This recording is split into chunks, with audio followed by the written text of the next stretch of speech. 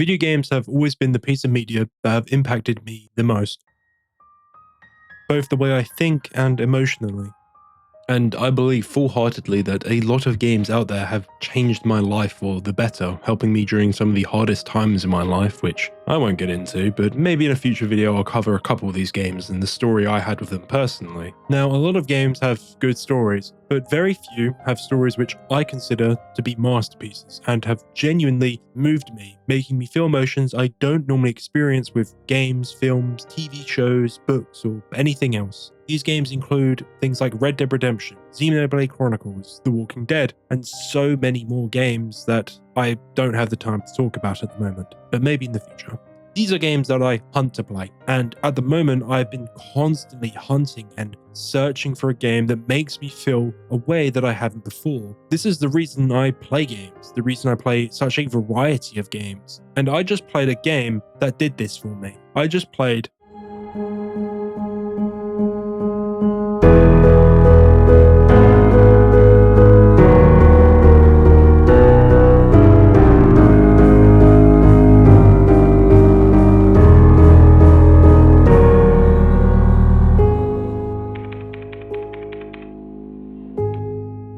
Signalis, surprisingly, is a game that I have known about for a very long time, since it came out.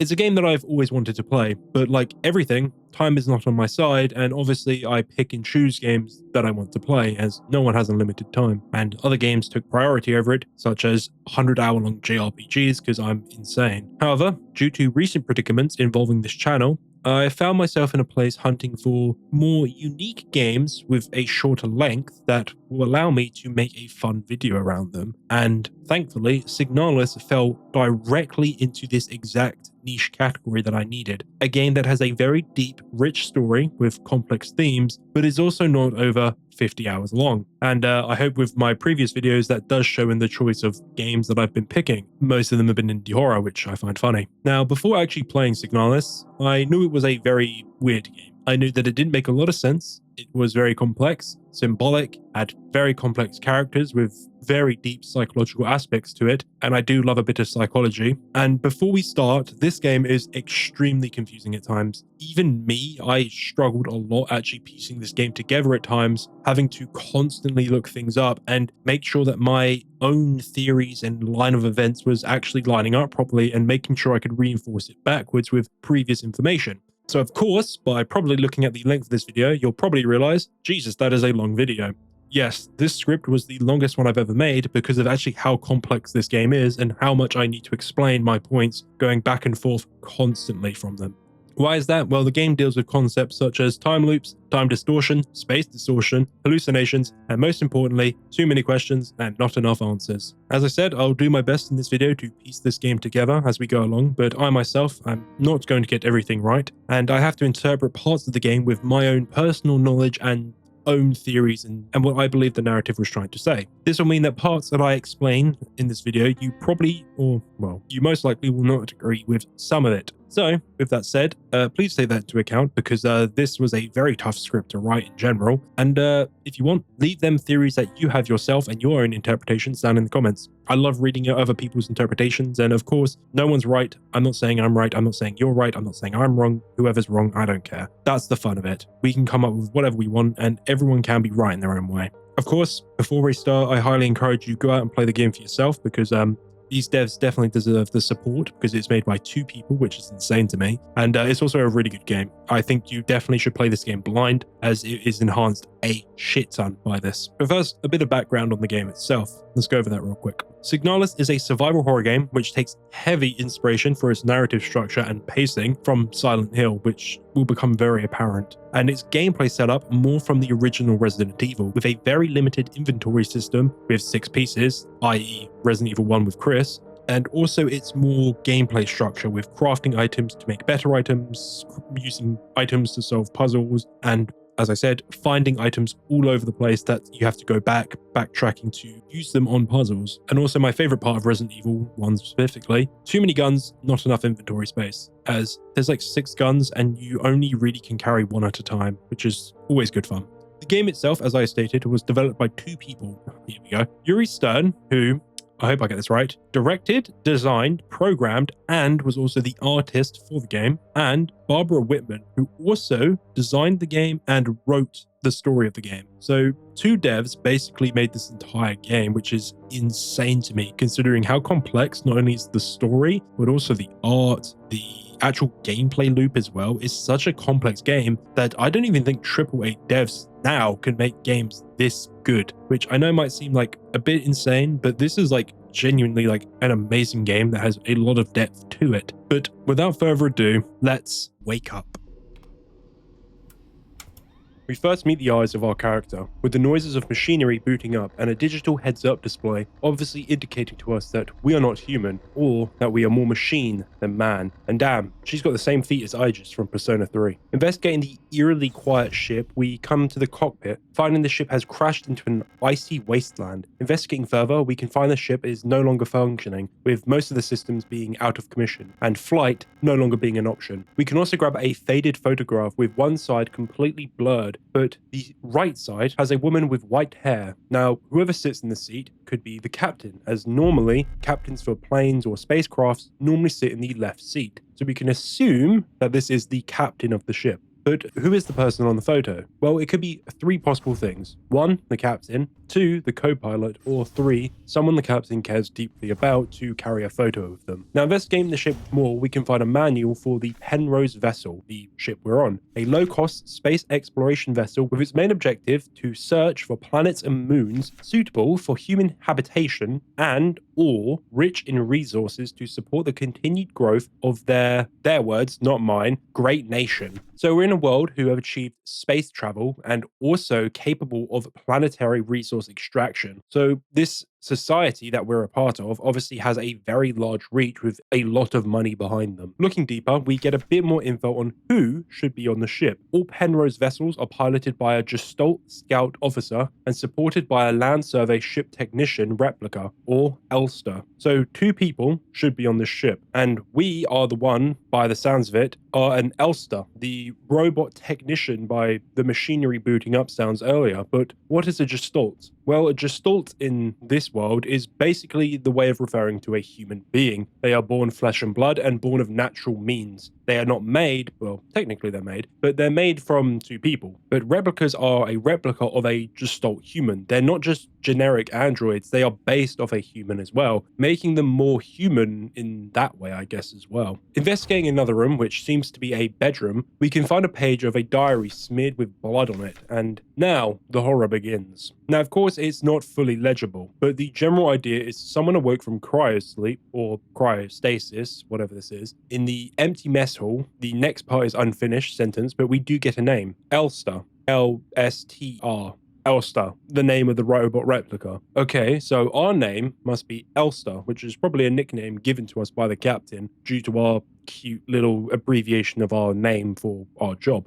Now, why do I say that we are probably this Elster? Well, a machine, probably, should not need cryostasis, and we were not in a cryostasis pod. We were what seemed to be in a maintenance pod, something that a robot would sit in and get repairs done in. As, guess what, robots don't decay as fast as humans, so cryo-freezing would be pretty pointless. Going to the cryogenic pod itself, we can drain it, but no one's actually in it, with only a snapped keycard being inside. In the mess hall, we can find a manual for the Elster unit. Now, this doesn't give a lot of lore or anything, it's actually just the base manual for a game, but I wanted to highlight this because this is such a fun way to explain the game's controls and mechanics very organically and not make it sort of, I guess, in your face with pop-ups on screen. And it's completely optional, meaning if you do replay the game, you can just ignore this completely, which, hey, double thumbs up from me. This is a great way to do it. In this same room, investigating the computer, we can find some tape to fix the keycard, but also we can look at the computer for more info on our situation. Our status is critical. Our location is unknown. What a lovely situation to currently be in. And the crew status are displayed here, with the name of the pilot being revealed, A. Yong, and there is no signal from her, and us in the mess hall. How fun, because we are in the mess hall. Making our way to the exit of the ship using the repaired keycard we just repaired with the tape, we can suit up and exit to the surface of the planet we crashed into, walking through a storm until we find a Stonehenge-looking structure,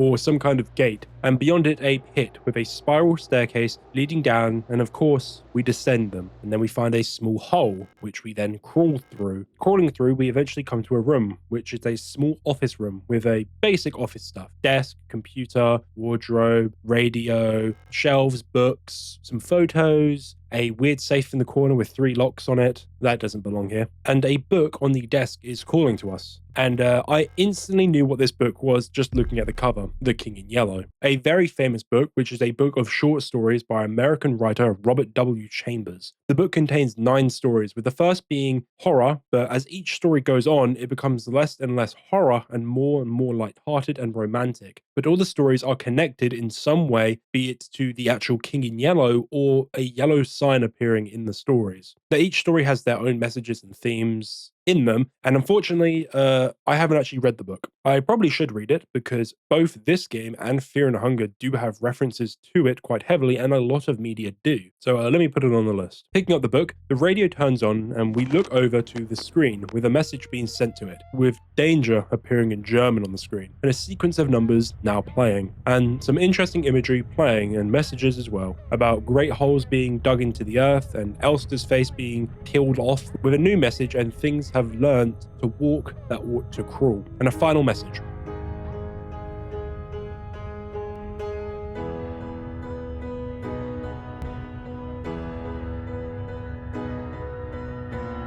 Wake up.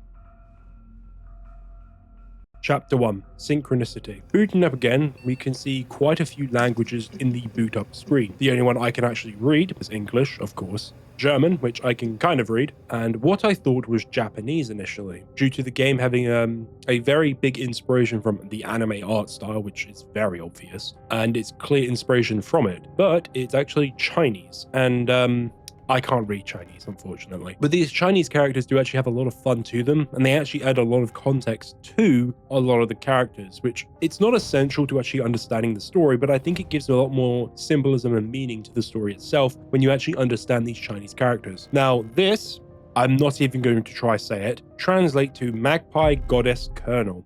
What does that actually mean? Well, kernel, in a computer system, is a link between the operating system and the hardware. So in this case, a humanoid android, it would be its brain to all its limbs and body parts, and allows it to move. Goddess, well, we know what that is. It's a god, but a female version of a god, so a goddess. And a magpie. Well, magpies are interesting birds. They are honestly quite funny birds as well, being little terrors attacking things for no real reason, but magpies are also known for liking shiny objects a lot. It's a very well documented behavior by magpies that they steal small bits of jewelry from a lot of people. A lot of people lose rings, earrings, necklaces to magpies because they're so interested in shiny objects. So each of these words mean drastically different things, obviously, but the first word in this 3-word sequence, I want you to keep in mind as time goes on and we get further into the game. Okay, actually booting up, we see Elster staring at the mirror in a toilet with her thinking there is no turning back now. The journey we started can only end in one way, and that is at the end. Now we enter the first, I guess, area of this game. The game's chapters act as like big areas to explore, with each chapter being isolated with large puzzles within them that you have to solve. This game is very much like Resident Evil inspired. The game it reminds me of the most is Resident Evil 2, where you go from area to area with large puzzles throughout the entire area, with you having to go all over the shop, back and forth constantly to grab bits and bobs to use in puzzles. On a bench, we can find an informational pamphlet explaining where we actually are. It's a vocational school facility or a trade school, apparently. And what is it focused on? Well, mineral extraction, ore refinement, and munitions productions in helping the war efforts. So factory workers and miners, not that kind of miner. And they allow for workplace experience, but they don't pay for it. Truly a paradise society. Moving into the next room, you'll see a camera on the wall, and these cameras will always follow your movement. And throughout the entire game, any camera you see will do this exact same thing. It will just follow you and watch you what you're doing. It's honestly creepy. It's a very good use of environmental horror, and it's a great way to tell us that someone out there is watching us. It creates almost an already eerie atmosphere and makes you feel uneasy, as the feeling of being watched is a very uncomfortable feeling.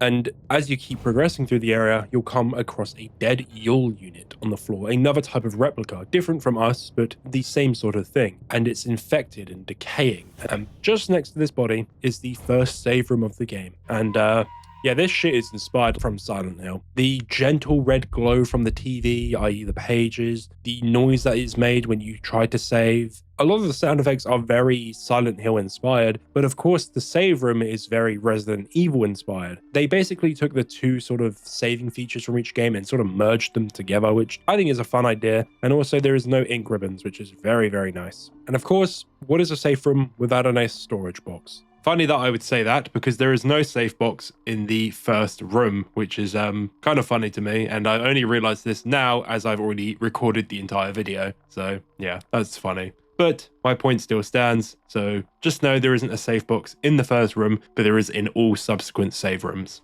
Every Resident Evil fan's best friend, so it now allows us to expand our inventory system and allows us to juggle items a lot more effectively and also make a stockpile for ourselves. Venturing deeper, we will find our first friendly face, a star unit. I'm going to have to do women voices, and I can't actually do that many, which is kind of annoying.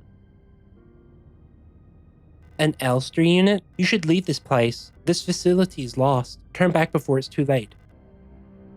I'm looking for this woman.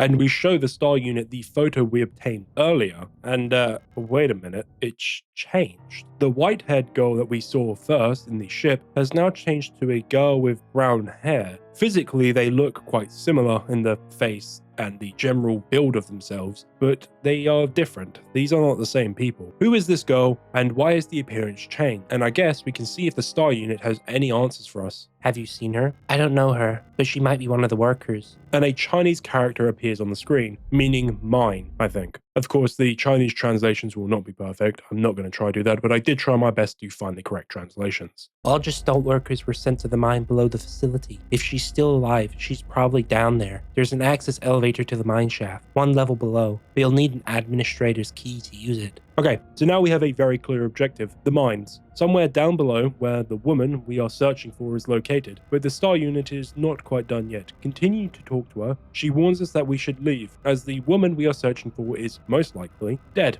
Thanks, but we're going to carry on. Continuing to explore, we find the Protector keycard, and we can find a dictionary with definitions for what a replica and gestalt are. A replica is basically a Terminator, an artificial endoskeleton with a biological culture grafted onto it, which is a synthetic reproduction of a gestalt appearance. Or, to quote the T-800, living tissue over a metal endoskeleton, but they are also enclosed in a protective exoskeleton to give them protection. And gestalt, the shortened version of Urgestalt, meaning original shape, archetype, or prototype. Bit of a weird way to be referring to a human being, if you ask me. Basically, they are not replicas at the end of the day, but it's just a very odd way to refer to as a living human being, as almost like a product, a prototype, the sort of the first stage in a creation, which they're not. They're their own thing, but to the state and this government or this big power that's running this whole thing, gestalts are worthless probably. They probably view replicas as more important because they're probably better workers, because they can more fine-tune them to what they need. And now we find the first gun in the game, the Type 75 pistol. Now this is an interesting weapon, and I'm going to do a bit of gun nut talk here, because I always think it's fun to see what guns that are used in games and see if they link to the world in any way. So the name Type 75 instantly made me think of Chinese military weapons. The Chinese often use the Type moniker to associate with many of their weapons. Their version of the AK is called the Type 56, for example, and there's a lot. There's a lot of weapons that you type then number. That's just how they refer to their weapons, and all countries have their own monikers for weapons. For example, the British Army use the L moniker, so for example, the SA-80, or more commonly known as the L-85, is what we call it, but it's not actually called that, it's the SA-80. And if you want a bit of a different one that doesn't originate from the UK, the Italian Benelli M4 is called the L12-8A1, So we give it a completely different name, and all countries do this with all their weapons. You can look it up and it's a fun thing to look at because they all follow a similar naming convention. Now I did look up Type 75 to see if the Chinese have ever used a weapon called the Type 75, but no. They had a helicopter called the Type 75, but there's never been a pistol specifically, or any other gun, called the Type 75. They've had a lot of pistols, and I think the closest number was Type 77, but it wasn't the pistol that we're looking at here. But if you can't tell what this gun is, which I straight away knew what this was, this is very much based on the CZ75 pistol, a Czech weapon, and has made many appearances throughout many games. But that isn't its normal chambered bullet. Normally, with it being a standard 9mm bullet or 9mm parabellum round, or if the user's feeling a bit fancy, they can chamber it in 9x21mm. And to be honest, I couldn't even find a fucking 10x20mm. I don't think this bullet exists in real life, but I could be chatting out my arse. But I did try to find it, but it does seem that this is a more unique weapon. It is chambered in a round that doesn't exist. As I said, the standard 9mm parabellum round is used across most pistols, especially a Czech weapon. So, to me, this indicates a different history. The world is different. Something went different in the past that meant 9mm parabellum was not made and issued, but of course this is a very different world. So potentially this means a different power is the most powerful country in whatever world it is. If you want to know, the closest round I could find to the 10x20mm was the 10mm auto, which is a 10x25mm. It's a bit bigger, but it's pretty much the closest thing you can get. So this might just be a new bullet designed for this world, and they just sort of made a random bullet up. But I think it says a lot more than it's actually letting on. With the Chinese origins of the military, association word, Type 75, certainly would explain the Chinese characters appearing in the game. And this, to me, tells me that China, probably the most powerful country in this world in the past, and obviously have expanded beyond that. And this would explain a different bullet. China doesn't normally use NATO standard rounds. More often they use Russian standard rounds, mainly. I'm pretty sure. I could again be chatting out my arse. But you often see this with two sides. You either use Russian stuff or American stuff. That's normally how it is. But of course, 9mm parabellum is, I think, Italian, so we won't get into that. Above the gun, we can find a note outlining a word that needs to be reclassified. And what word is it? Well, we don't know, but I'll tell you now because this is quite interesting. It's re-education. This government seems to enjoy re-educating its people who don't fit in with their society. We will see very soon as time goes on and we deep dive into this facility what this re-education is and why it happens. Now, the only other thing of matter that's worth noting is the name Adler. With him giving these kinds of orders, he must be important in some way. This is the second Adler that I have seen that seems to be more mysterious than he lets on. Going into the next room, the infected Yule unit arises, and we now get combat. And man, this combat game is really fun, genuinely. At first, I thought it had tank controls, where if you aim, you can't move. But actually, you can, which surprised me quite a lot, because I thought they would implement tank controls to make the game more challenging. But yeah, they don't. You can still move and shoot, which is really nice. It's a shame it took Resident Evil 10 years to do this, but I'm very happy that they didn't implement tank controls, and the game is still pretty hard, to be honest. Killing the Yule unit, we now return to the library, and we run into another character, Ito Isa, a Gestalt born on Rotfront. Oh, hello. You don't belong here either, do you? I'm Isa Ito. You should be careful. There's something wrong with this place. I don't know what happened, but it's probably dangerous to go any further.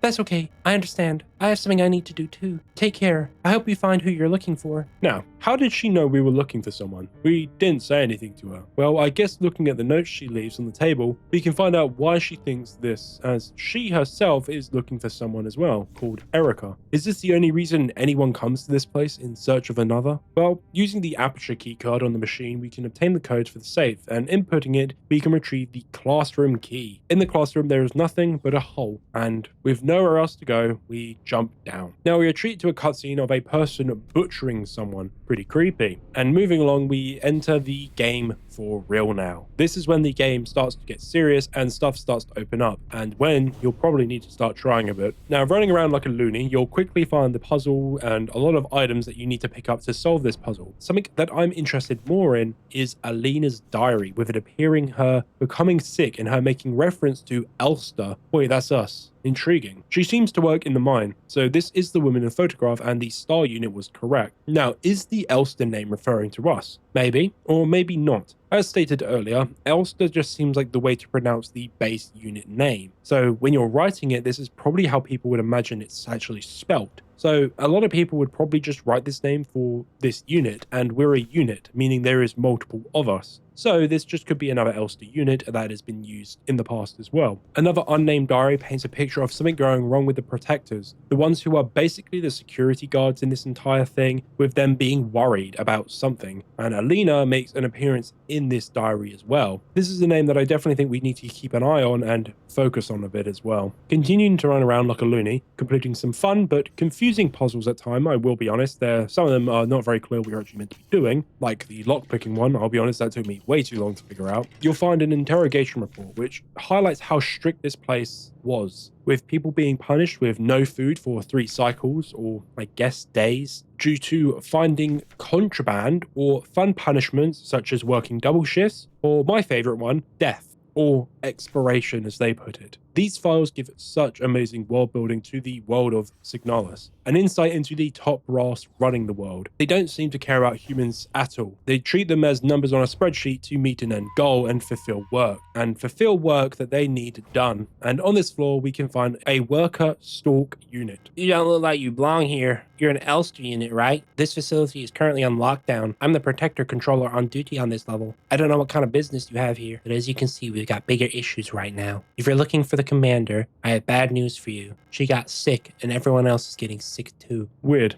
It seems the facility has been infected by some kind of illness, which has even led to the commander being out of commission. On the desk we can find a West Wing keycard, and look, Alina's photo is on it, looking a little worse for wear if I do say so. Using the keycard we can get into the West Wing. Now scavenging, you'll eventually find 2 halves of a key which allows you to open the butterfly box, and we can grab a plate of eternity. Grabbing it we enter a dream sequence. We see images of flesh and a door with 6 hexagonal slots on it, and now we experience our first memory, a first person section, which whenever these happen is a memory, which allows us to walk around a radio station with a small puzzle needed to be done to progress.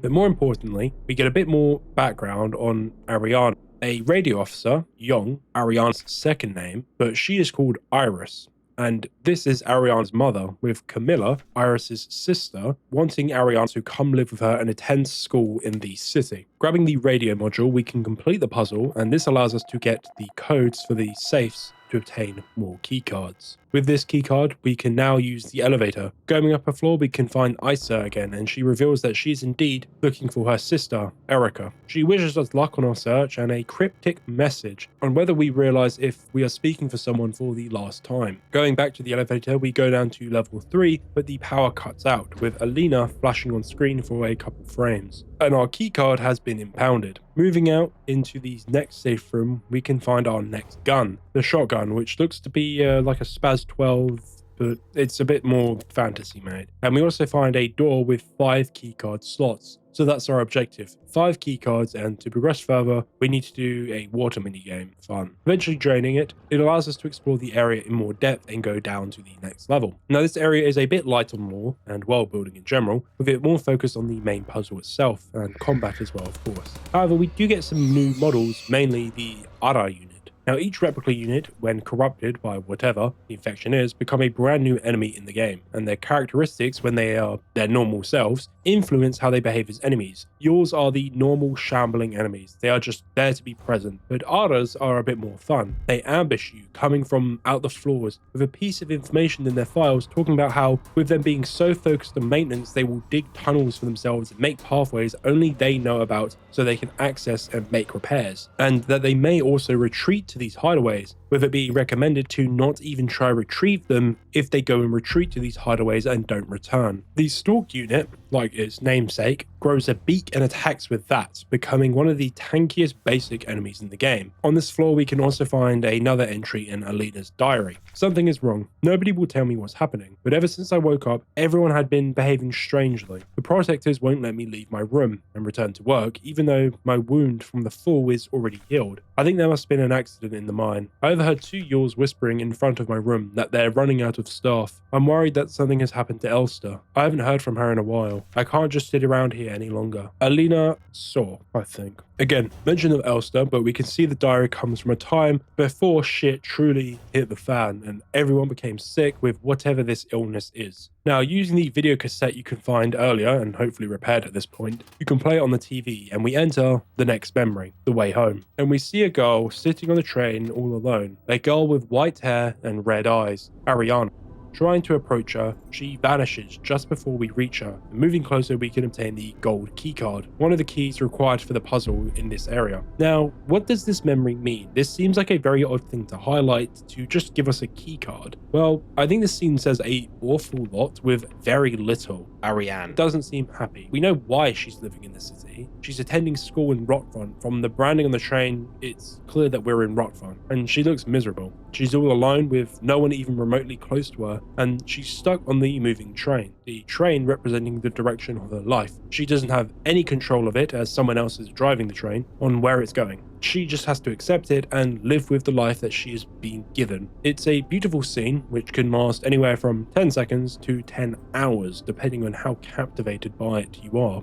But at this point in the game, I was really starting to ask one key question. Who are we actually looking for? Are we looking for the girl with white hair or the girl with brown hair? Which is the one that we actually are hunting for? Which is the one that we care about? We don't even know what is happening here. We know where we are. We're at a re-education facility, or a school as they call it, but why? Luckily in the next room we get a bit of information about the syndrome affecting all of these people, with it affecting both replicas and humans in a similar way, with them slowly losing their minds, and after 5 cycles their skin starts to peel off, resulting in either the monsters we have been fighting in the case of the replicas, or death by infection due to the gestalts requiring skin to actually be alive, because skin is pretty important for humans to survive. In this room next to the note, we can find a Yule unit, the basic worker unit, afraid and alone, terrified of what is happening, with it being revealed the commander, Falke, being the first one to become infected, and it is spread from there. So we're getting a bit more of a timeline of events here. Doing some more puzzles, you will eventually obtain all keycards needed to open the door, and entering the next room is a safe room, with only one way down again, through a hole. Now we face the miner unit, or the miner model, the first boss in the game, and is a replica model which does a lot of the heavy lifting with the mining and the mines, which is pretty obvious by its name. Now, how do we deal with a large armored enemy who clearly has stronger weapons and is physically more powerful than us? Well, we shoot him, of course. Defeating the boss, we now meet another individual, Adler, the person that made that note earlier.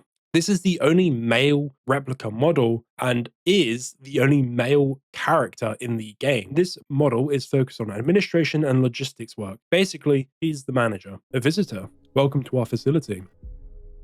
You've caught us at an unfortunate time. How can I help you? I'm looking for a gestalt.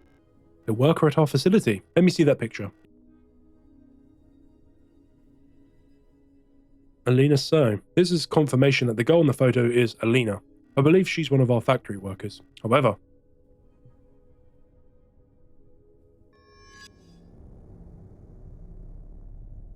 you shouldn't have returned. And we are pushed down the elevator, and during our fall down the elevator, a poem is shown. It is calling to me from below, the song of a god that whispers to the sleeping, a dark sun setting over a black ocean, a red eye in the sky, staring and blinking forever. Deep below the earth await answers to questions, yet unasked, a dream about dreaming. And we now enter another memory sequence, in which we play as Isa in a classroom.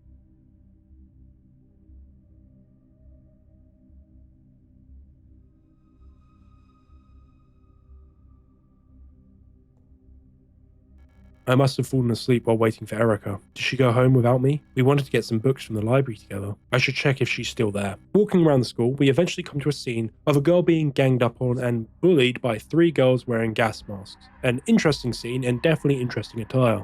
Now, of course, if it isn't obvious already, the girl with the white hair is Ariane. Now, why is she being picked on and who are the kids picking on her? Well, one possibility that it could be is due to her different appearance. It's no secret that people are picked on due to their appearances being different, and in a society where differences are seemingly plucked out and removed, if you can't tell by the whole replica line where they all look the same with the same hair color, this could be something that she's picked on for. It's very clear that Ariane possibly has albinism due to her white hair, red eyes and pale skin, something that she could very easily be picked on for. However, later in the game we will learn more about Ariane and her personality and what she enjoys, and I think this is meant to be more what she's being picked on for. I honestly, when I experienced this story, it hit me so hard because I myself have experienced this. I have been made fun of, not picked on and bullied. I definitely was the biggest person in the room throughout my entire life, but I've often been picked on, and I used to be very nervous and shy and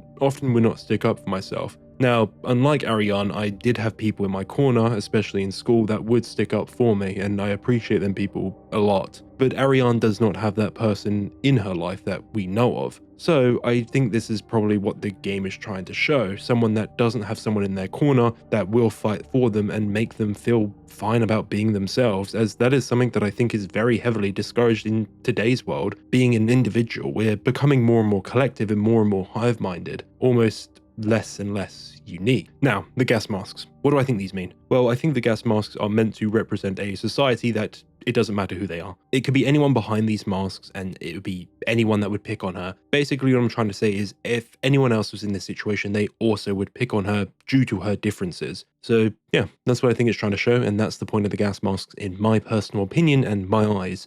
I think it's a very powerful scene, and these memory sequences are honestly one of the things that really drew me into this game and made me honestly feel something that I don't normally feel. And that's genuine sorrow and sadness for characters that I barely know anything about, but because actions here mirror things that I myself have felt, it's very powerful and it's very meaningful, and I genuinely mean that.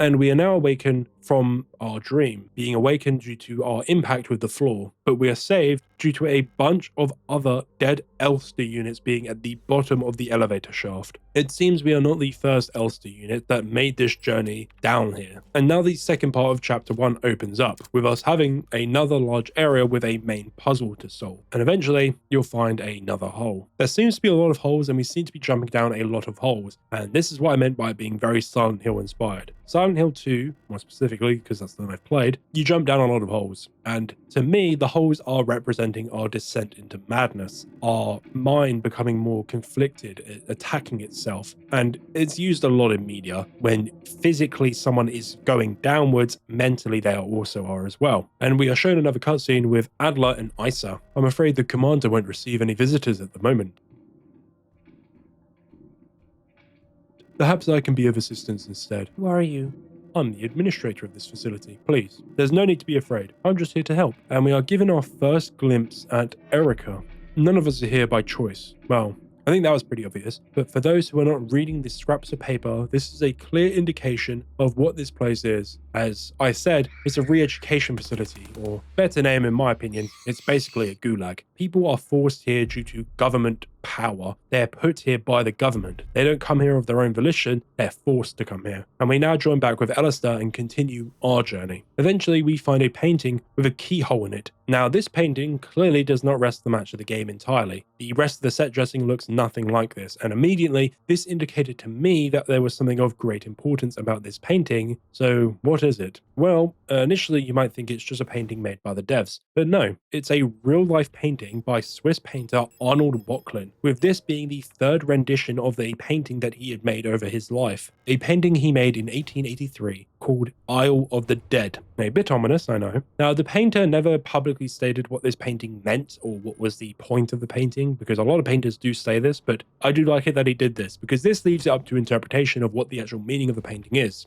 Truly a great artist. Now, what's the point of this painting? Well, it's obviously in the eye of the beholder what it means. So, what did it mean to me? Well, initially I straight away saw a very dark center surrounded by white cliffs. So to me, it seems that there is something darker in the center of something that appears more good. Now, that was my first interpretation of it. But of course, I had to research painting because I am not an art critic and I cannot really do art theory. Now, the painter, as I stated, never said anything public about the painting's meaning, but he did say one thing about the painting when describing it. He described it as a dream picture, and dreams seem to be a key thing about this game. And yeah, it's true, the rich black in the middle contrasts with the white cliffs. It draws you in deeper and deeper into the center, almost if you're enamored by it in a trance-like state. as if you were daydreaming, unaware of everything around you except that center point of the painting, the deep black part, the thing that you can't shake your focus on. Now, the trees seem to also be cypress trees, which have long throughout history been associated with death itself and mourning of loved ones or grief. And you'll commonly see them in graveyards, with them being used or associated with eternal life and the transition from life into the afterlife, which is why they're in graveyards. There is also a ferryman who transports people across a body of water to a place associated with death or the afterlife. Yeah, this is very much pulled from like the idea of Sharon, on the River Styx. Someone who takes the souls of people who die and transports them to the afterlife. So there's very clearly a meaning of transition from life to death and the idea of mourning. But we need a key for this painting to actually open up whatever it is. So running around like a headless chicken again, you'll repair the lift system and get access to a previously inaccessible floor. And we find information on the Falke unit, the commander. Jesus Christ, she's 250 centimeters or 8'2". That is very tall, and it's a lot taller than me. Now, the Falke unit are very clearly the head honchos of the replicas. And in the words of the FKLR, the creators, are to serve as a nearly godlike being, and apparently her design was pulled from the nation's leaders, the Great Revolutionary and her daughter. Don't know why, but I just thought this mirrored North Korean propaganda about their leaders, which I find kind of funny and oddly uncanny as well. But interestingly, this model has a special feature, a prototype bioresonance module, which allows her to bend the will of weaker minds and understand the target's intentions and emotions. Basically, mind reading, mind control, and a bit of telekinesis as well. All very powerful skills to have. Moving into the next room, we find this Falcon on the bed asleep. The one who was the first to fall sick, but she seems unconscious and doesn't look like she's been infected like the other individuals. She's just lying there, clutching a box resembling an owl, and we can find her diary entry. I don't know how much longer I can go on. I do not want to live anymore, as what have I become? The red eye beyond the gate showed me. No, touched me, poisoned me. Feels like my mind has been contaminated, defiled by another person's memories. I am no longer fully myself anymore, but I've not fully become someone else either. I'm stuck here between her and me, with half-formed dreams and recollections, penetrating my brain and tainting my every action. Who is she? Who is that white-haired girl? Why do I long to see her again? Why would she curse me like this? Intriguing. So Falke, the commander of all the replicas, seems to be infected by memories which are not hers, and she is losing the line of where she ends and this other person begins. Now, the white-haired girl being mentioned clearly is Ariane. This is the only girl that we know about, and when you mention a feature like this is kind of what you're meant to be indicating to us. This is a girl that we've been seeing in our memories. The girl in the first picture who then swapped with Alina. But if we're seeing her in the memories, then these memories are not Ariane's, but they're another person's memories. So could they be this Falke unit's memories, or could they be our memories? We don't know fully yet. There are a handful of characters who have interacted with Ariane throughout the timeline. So currently with the information, we cannot call who this specific person's memories are and who's been mixing with the Falke unit, but I do believe it is heading for a very obvious conclusion. Now, a bit of fun environmental storytelling with the main puzzle, the Owlbox puzzle. First, you need to obtain a music tape, and we can find a tape destroyed with a picture of an owl on it. In the next room, we can find a diary talking about how the Yule units, or the owl units, are constantly listening to the same song over and over again, and it's pissing this individual off, and he threatens that he'll go over there and destroy it. And guess what? They do that, as we find it destroyed with a knife driven through it. Just a fun little side story that isn't important to the overall story and plot of the game, but it makes the world feel so much more alive, and it does feel like people were living here before. And most importantly, it makes it more scary, as we can see that people were living here and they're gone now. Almost like a Chernobyl sort of thing, where you see all the old buildings and it's a ghost town with no one living there anymore. It's eerie. It's very well done in my opinion as well. Finish up the owl puzzle, we can enter the Colibris office, and we find a note on her desk. Keep an eye on Adler. He's hiding something from us. There was nothing in his diary, but when I probed his mind, there were memories of an Elster unit working at Sapinski. There's no record of the model or replica ever being deployed here. In order for a single unit for some survey work in the mine was briefly considered, but no new orders were made due to the commander's sickness. So Adler seems to be hiding something. I couldn't tell with him pushing us down the elevator, but he does seem to be untrustworthy. Now, another report talks about the Yules and Others and something called persona degradation. Wait, persona? Now, persona, not the game, is the idea of a mask that someone puts on and betrays to the outside world to basically make the consciousness that they want, and it is used to hide their shadow or their desires. So if someone's persona was to become distorted, then their shadow or darkest parts of their mind would be showing to the rest of the world. Now in Signalis, what is persona degradation in this thing? Well, it's when replicas begin to remember memories from their previous lives, or the Gestalt's memories, which they are based on. Now, why is this a problem? Well, replicas are built for a very specific purpose. So if you change the way that they present themselves and act, it means that their purpose will slowly begin to change. So them having these memories and thoughts and feelings and whatever else is bad and not good for business. You can't have all workers need a therapist, and that would cost far too much money. So it's better to just decommission them. But is that a bad thing? Is it dangerous? Is persona degradation dangerous? Well, we don't truly know the effects of it, but I'm going to make a call here. I don't think it is going to be dangerous. Persona degradation seems to be when the replicas begin to become more unique and become their own person. They're being forced to wear the mask of the person that they're based on, but this is not the person that they truly are. Their consciousness will break through this mask and it will be portrayed to the rest of the world, as the way you present yourself is a very hard thing to control, as you'll very quickly find that your own true self will occasionally slip out through this mask that is being made for you. Now, do I think this is dangerous? No. I think that when they start unlocking these memories, the replicas will probably start to ask questions and no longer be the machines that the nation wants or desires. Now, to prevent this, each replica has something which they need to do, and it seems it links to their previous lives. For example, the Yule's Gestalts are based on a ballet dancer, so to stabilize their persona, they listen to music, dance, and keeping a good, clean living environment, emulating the Gestalt's behavior. They aren't unique individuals living their own lives. The nation is making them live as the Gestalt did. But even when their persona degrades, it isn't dangerous. And we see that with Alistair. She isn't the worker the nation wanted. She became her own person with her own goals. We're currently doing that. And let's just say she's become highly effective at this task, and she seems fine with most people who treat her friendly. Now, obtaining the Falcon key, we can access Adler's office, and we find his diary, which is pretty chunky.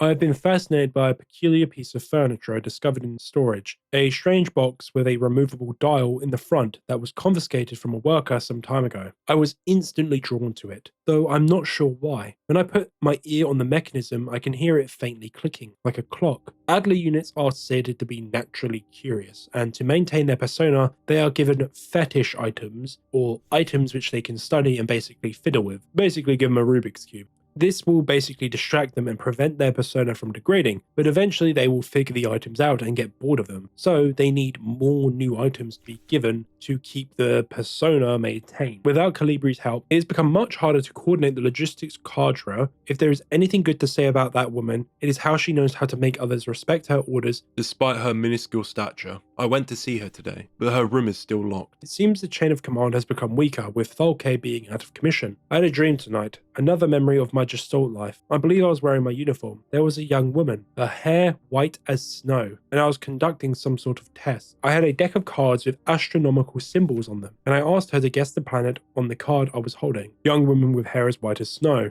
Ariane. There seems to be more connected to her than we first thought. I was playing with that mechanical lockbox again, of which I am now sure is some kind of astronomical calendar, when I suddenly remembered a conversation I had with another replica when I was inspecting the mining site. However, it was clearly a model I have never seen before, some type of engineer with an orange chest piece. In my memory, she was just another member of our staff, but no such replica was ever stationed on Sierpinski. Replica memory is not the most reliable, they say, but never before have I experienced such a strange phenomenon. Now, the orange chest piece engineer is mentioned again, but this unit apparently had an order put in for them to come to Sierpinski, but was cancelled when Thalke fell sick. But how would this memory exist if this unit never stepped foot in Sierpinski, or S23? The little enigma on that box could only distract me from the chaos around me for so long. All the box contained was a small notebook, of which all the pages turned out to be blank. It has been miserable since our beloved commander has fallen ill. I long for her stern guidance, that overwhelming authority in which she bathes the room. Someone seems to feel something for Thalke, something more than a worker under command of a leader would feel. He seems to greatly care for her, and seems to be in awe of her. More sick. making my work harder. How are we meant to shoulder this workload with no reinforcements? My only consultation is that our protector staff decreases. So does the workforce we oversee. While more and more replica end up in the hospital wing, Gestalt workers seem to succumb much too fast for my attempts at treatment. Again, more talk, things going downhill with the workers becoming more and more sick. Another diary filled for no benefit but my own satisfaction. I have not ordered a new one, since I spent my saved ration marks on that marvelous looking fountain pen, but I guess I'll make use of that notebook. And now he's finished the diary that we're currently reading, and he needs to buy another one, but they use ration marks to buy luxury items, which I find just so uncomfortably weird, because ration marks are not really used unless in wartime, and more specifically in our world, the one I can think of is they were used in World War II, especially here in the UK. They might have been used before that as well, but that's the time I can remember off the top of my head. And a bit ominously, he says he's going to use that diary, the diary which he got out of the box when he opened it. I wonder what is special about this specific notebook. Using the postbox key to open room 512's postbox, 512, which seems to be a very important number, with it being the number on the Penrose we were on. But why 512? Why is this number important, and why is it being focused on like this? Now, instantly seeing this funny number, I immediately thought of computer bit values, as 512 is the highest value of a 10-bit value. So of course it has a computer and machinery link, as computers think in the power of twos. But 512 does have a couple interesting cultural links as well. Now,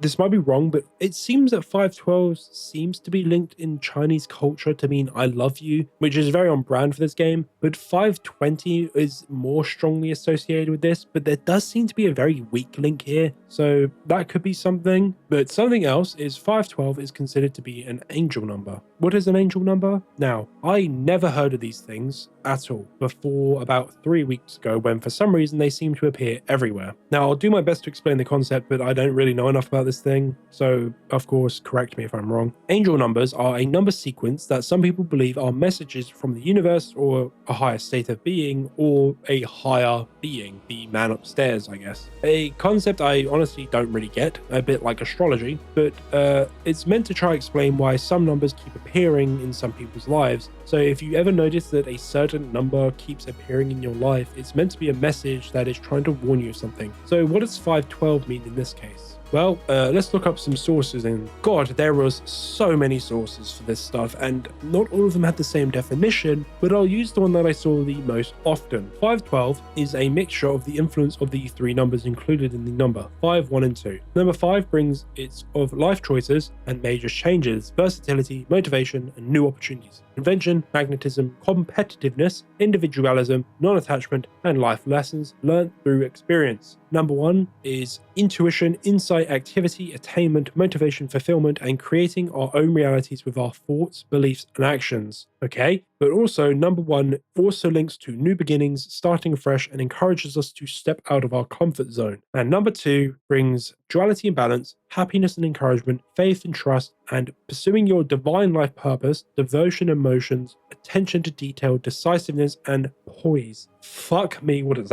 any of that mean? Well, let's rewind a bit and break it down a bit.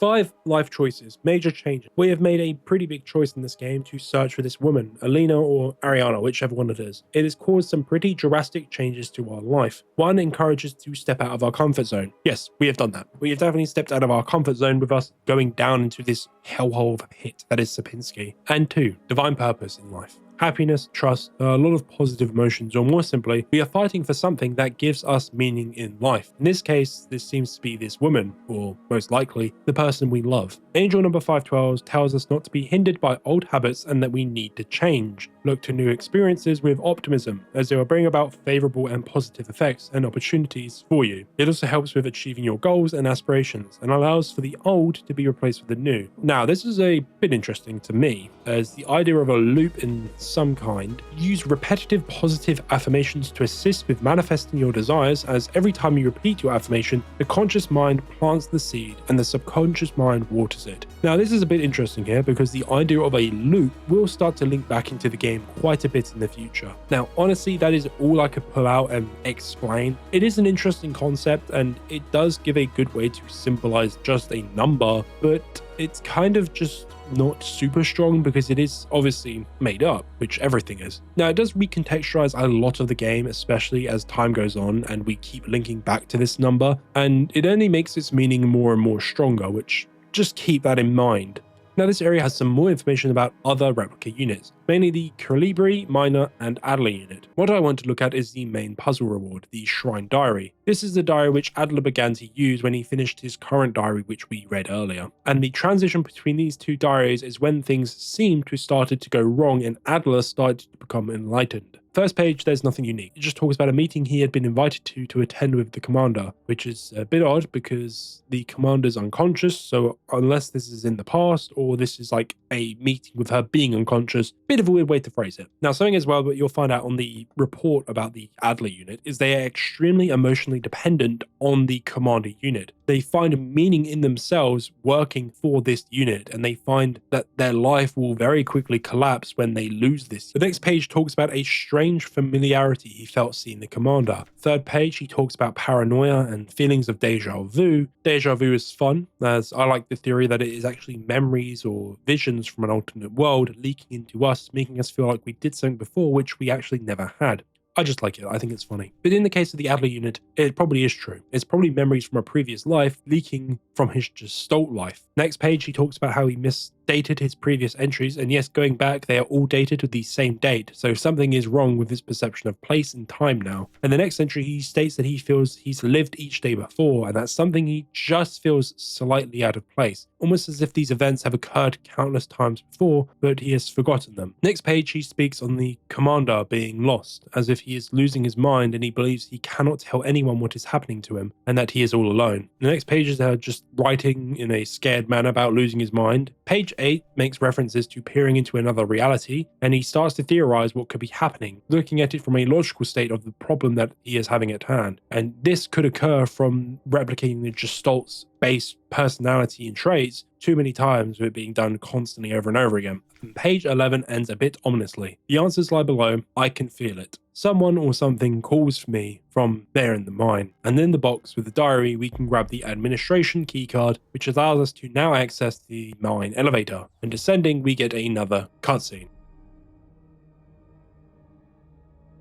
Chapter 2. Liminality. Liminality, a word used to describe transition between two major places or states, and is normally associated with the transition of life to death. Now, we open this cutscene seeing Isa holding a knife, hiding from someone or something. I know you're here. I've done this countless times before. You don't belong here. God damn, she stabbed him right in the eye. Zyklus, or cycle in German, appears on the screen. From his words, Adler remembers countless memories he did not live. He felt familiar with unfamiliar things, and did things countless times, so is this a cycle of life? We join back with Alistair and we reach the mines of hexagons. God knows what they had people mining down here, but we can find another entry in Alina's diary. It's worse than I thought. Everyone has disappeared. I still haven't found any trace of Elster. It's as if she never been here. Something's wrong with the protectors, those that are still around. God spotted me earlier sneaking out of the medical wing, and she let out a monstrous scream as she chased me. When I looked back, I saw her face, and now I can't forget. It looked like she'd been in some horrible accident. Well, it looks like Alina has encountered the infected, on which causes the replicas to turn into these monsters, but she cannot find a trace of Elster. Descending further and further, we can find a star unit and a yawn unit, with the star unit bleeding out, and she makes a few interesting comments. Hey, don't cry. It'll be over soon. Remember that time we went to the surface? The stars were so beautiful. I wish we could go there again. Hey, listen, I'll let you in on a secret. I can remember my name from my old life. Isn't that funny? Don't you want to know it? Here, I'll tell you. It'll be our secret together, so you can stop crying, okay? It'll be okay. Wherever it is I'm going, I'll wait for you there. Jesus, you're gonna make me tear up. But real talk, this dialogue gives an indication that persona degradation is not a dangerous issue. This replica, in fact, seems to be of completely sane mind, and they actually seem like the most normal person here compared to everyone else who is infected with whatever the hell they have. It just seems that they're able to make their own choices that they want, and they want to do their own things, like sharing her name with the Yule unit, the person she either is very close with friend-wise or maybe loves. We can assume that the replica the star unit was based on had their own lover and feelings, but the star unit here, even with all these memories returning to her, she still loves this Yule unit, the person that is not the one that she loved in her Gestalt life, showing that they are individuals themselves, making them not just a replica of the Gestalt unit, but entirely their own person, capable of their own thoughts, feelings, and even after obtaining what is probably a majority of the Gestalt's memories, as the nation seems to be trying to hide these things, they're still their own person. Well, let's move along, as there's nothing we can do to help these two, unfortunately. And eventually we come to a hole again, where Isa and Adler were having their fight, and of course we jump into it, going deeper and deeper. Another memory sequence. Now, my dumbass didn't run around the area when initially playing this, as I was captivated by these mountains, and I don't know why, but they reminded me of the painting, and I kind of wanted some decent footage for the video, so I just stood there staring at this memory sequence. But time seems to be limited in this one, so you will wake up. We are now in a pit, and shit looks fucked here. Now, I initially thought this was a prison, but it actually seems a bit odd looking, with fleshy remains everywhere and a general look of corruption. So what is this place? Well, it's called Nowhere. Well, we are somewhere, so it obviously is somewhere but not nowhere. Now, this place, from my best understanding and research on the very limited information I have on the Wikipedia and my own general observations, this place seems familiar, almost familiar in layout to Sierpinski 23, the area we were just in, with even some of the puzzles having similar objectives. It almost seems like the same facility, just sort of distorted a bit. But of course there are differences, with replica bodies being on the tables laid bare, on beds, wherever they can put them. Initially I thought it was a replica factory, and it might still be this, but it seems to also be mixed with Sierpinski, with some rooms reappearing here. And the skin that is mentioned that is grafted onto the replicas seems to be getting out of control, with it being alive, but it was stated to be a real biological thing, so technically it could live on its own. So what is this flesh? It's pulsating and it's alive. Now, the name Nowhere to me indicates this place doesn't truly exist, with it being nowhere, and the chapter name Liminality describes a place of transition. Is this a transition between two states of beings, places, things? This chapter is, well, if it wasn't obvious with us dipping in and out of memories and consciousness seemingly inconsistently, I don't think this world is a real physical place, but rather a dream world. The uncanny feeling of a lot of places and things we've seen and done, to me, the main thing that gives it away that this place is a dream, I guess, is the repetition of certain things, mainly the number 512. Now, repetition in dreams is often a sign of something mentally conflicting someone. Now, most people often experience a similar dream consistently when they are feeling a certain emotion. The most documented case of this occurring is normally with stress, with people dreaming of like their hair falling out or their teeth falling out. It is the most documented one and the most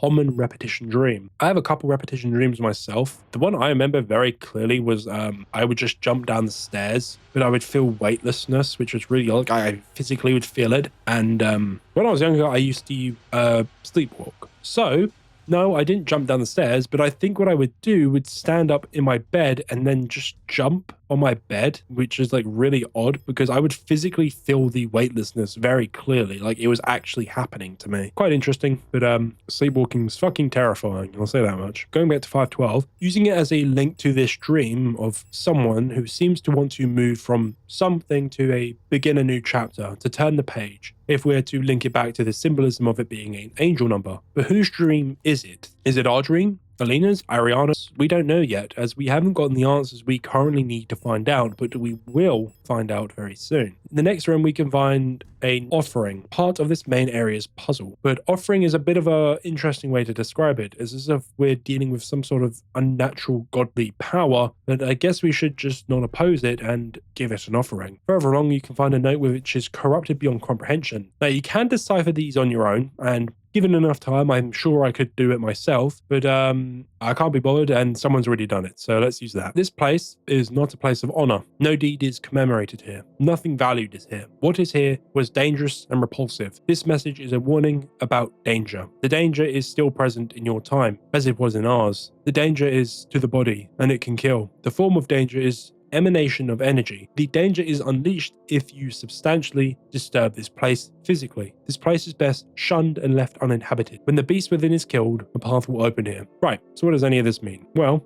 This place seems corrupted by something. It's a place where nothing is commemorated or valued. Now, a couple lines I want to highlight is the danger is present in your time as it was in ours. This to me is very clearly a warning, but the use of your time and ours to me makes it a distinct time in the timeline. But what is time? And with Adler's previous talks about previous lives and repeats of the same events, could this be a warning from another life, another Elster unit? The many bodies in the elevator indicates that the actions of those who came before still persist after death. So could this be a warning from a previous Elster that failed at this point? We don't know. Now, a lot of the notes in this area are just warnings telling us to go back, but I don't know if they saw where we came from. We don't really have a choice of going back anymore. So even with this notes telling us to go back, we must continue forward. The main puzzle in this area is the Empress puzzle, which you can read a note backwards and you have to retrieve a handful of rings. And this poem is similar in style to the classic Solomon Grundy poem, which each day being a significant life event for him, crowned, marriage and death, a bit shorter than old Grundy's life, but I thought it was interesting nonetheless. But what does it mean? Well, it tells a simplified story of the real-life Empress, the ruler of the great nation, and the one which the replicas are based on, the Great Revolutionary. Now, her form is what inspired the Commando unit Folke, but as we can see, she killed herself after the day she was wed. But why? Well, you want me to tell you?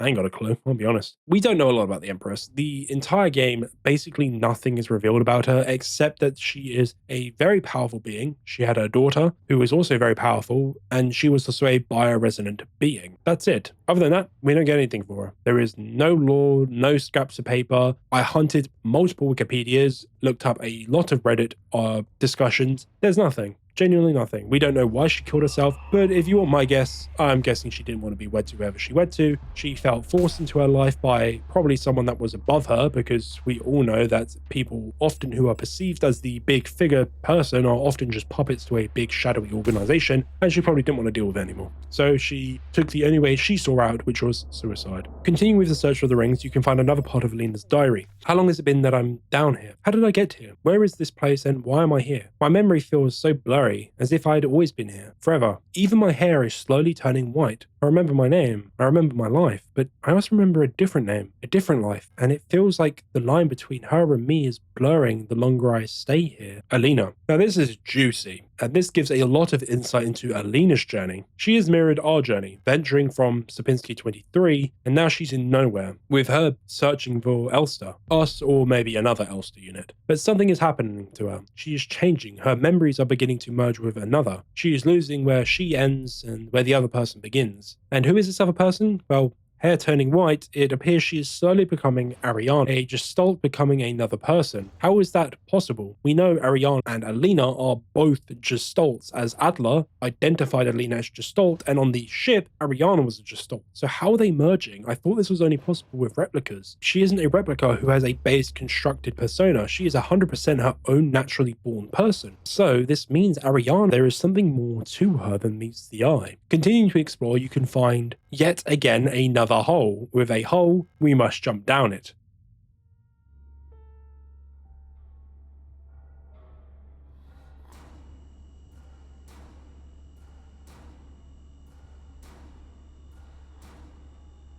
And now, another boss fight with a flesh amalgamation, and Isa is there, and she one-taps the boss for us. Now after Isa kills the boss for us, the gun she's using is so powerful it knocks her out, and we just pick her up and put her on a bed. Now what is this gun? Well, it's a double barrel rifle chambered in Nitro Express, or, for my Red Dead fans out there, the good old elephant rifle. Yes, the gun was designed to kill elephants. An elegant weapon from a bygone era. Now you can obtain the weapon by giving her a drink or of something that smells like ammonia, or she probably doesn't drink it but smells it, because that is exactly what smelling salts smell like, and smelling salts are an interesting substance, I will say that myself. Now she gives us the weapon saying that she cannot wield it. My dumbass did not realize we were meant to give her the ammonia based thing, because I just didn't think to do that because I'm an idiot. Now the rest of the area is very much puzzle solving, but I'm going to bring attention to one thing in the same room with the smelling salts, which is eerily similar to the commander's room. With the bed, a shadow is left on it, which looks like the one left by those killed in a powerful explosion, i.e. like a nuclear blast. A eerie image, and it's horrifying when you see the real images of it in real life. Now the item I want to highlight is a book titled The Dreamer, a prison which the only escape is death. Deep below, the dreamer floats in a sea of flesh. The Red Eye birthing a new world from their dreams for eternity. And each time the dreamer turns over in their sleep, the world turns over to, until only flesh remains. Well, a bit of an interesting poem. What is it saying? It seems that someone is dreaming of a world and the red eye created this world from their dream, which lasts for eternity, as that is what they wished for. Each time the dream returns in their sleep, the world begins anew, a loop of sorts. And this loop will continue until the only thing that remains in this world is flesh. Now, the only escape from this dream the red eye created, is death, eternal nothingness, the opposite of a dream. What is the red eye? God knows, but let's find out. Continuing the ring puzzle, eventually moving on to the plate puzzle, and finishing up, we now get another cutscene, with this area coming to an end now.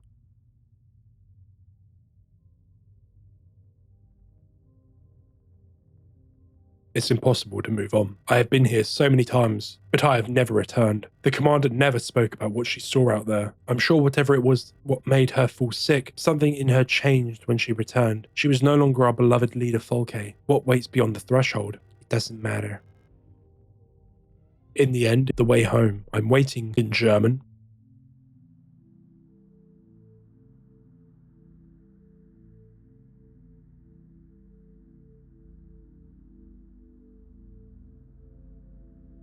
To die. Beyond the gate. Emptiness. Well, there is our answer about what is beyond the gate.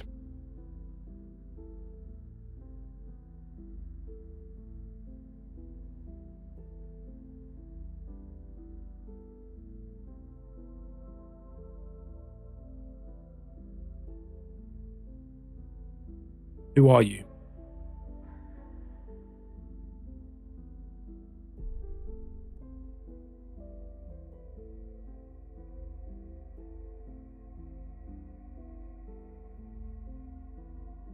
Come closer.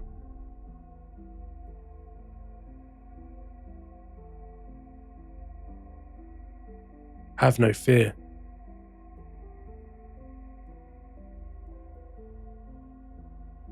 A couple of questions. Who are we? What are we looking for? Why are we here? But our answer was on the screen. And why are we taking this journey? Ariana.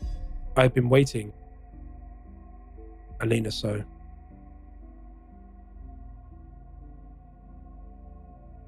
For you.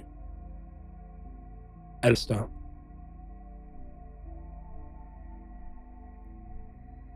For us. Ariana Young.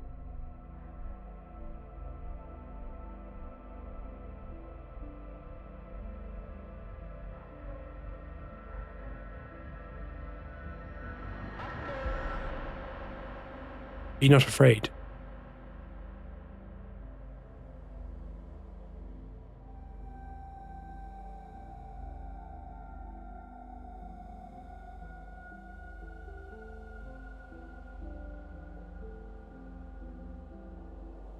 To remember.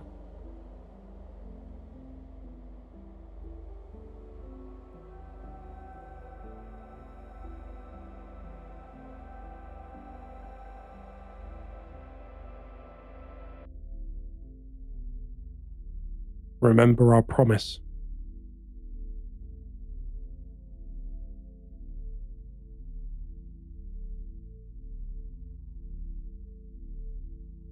Wake up.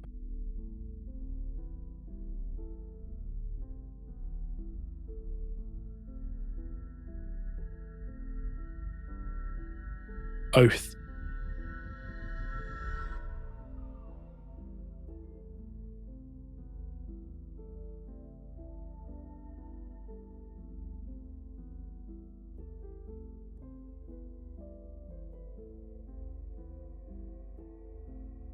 Wake up.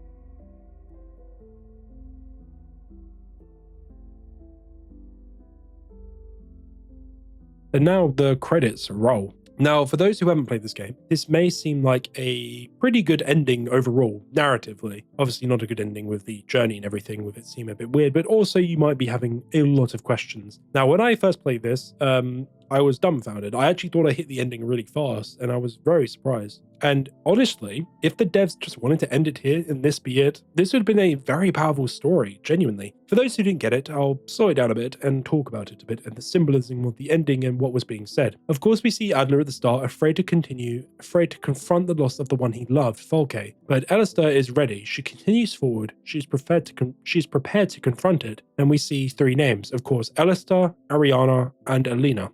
Now, when Alina's name is on screen, only one of the people in that line turn to face Elster. But when Ariana's name is shown, all of them turn, mirroring that of Elster when her name is shown.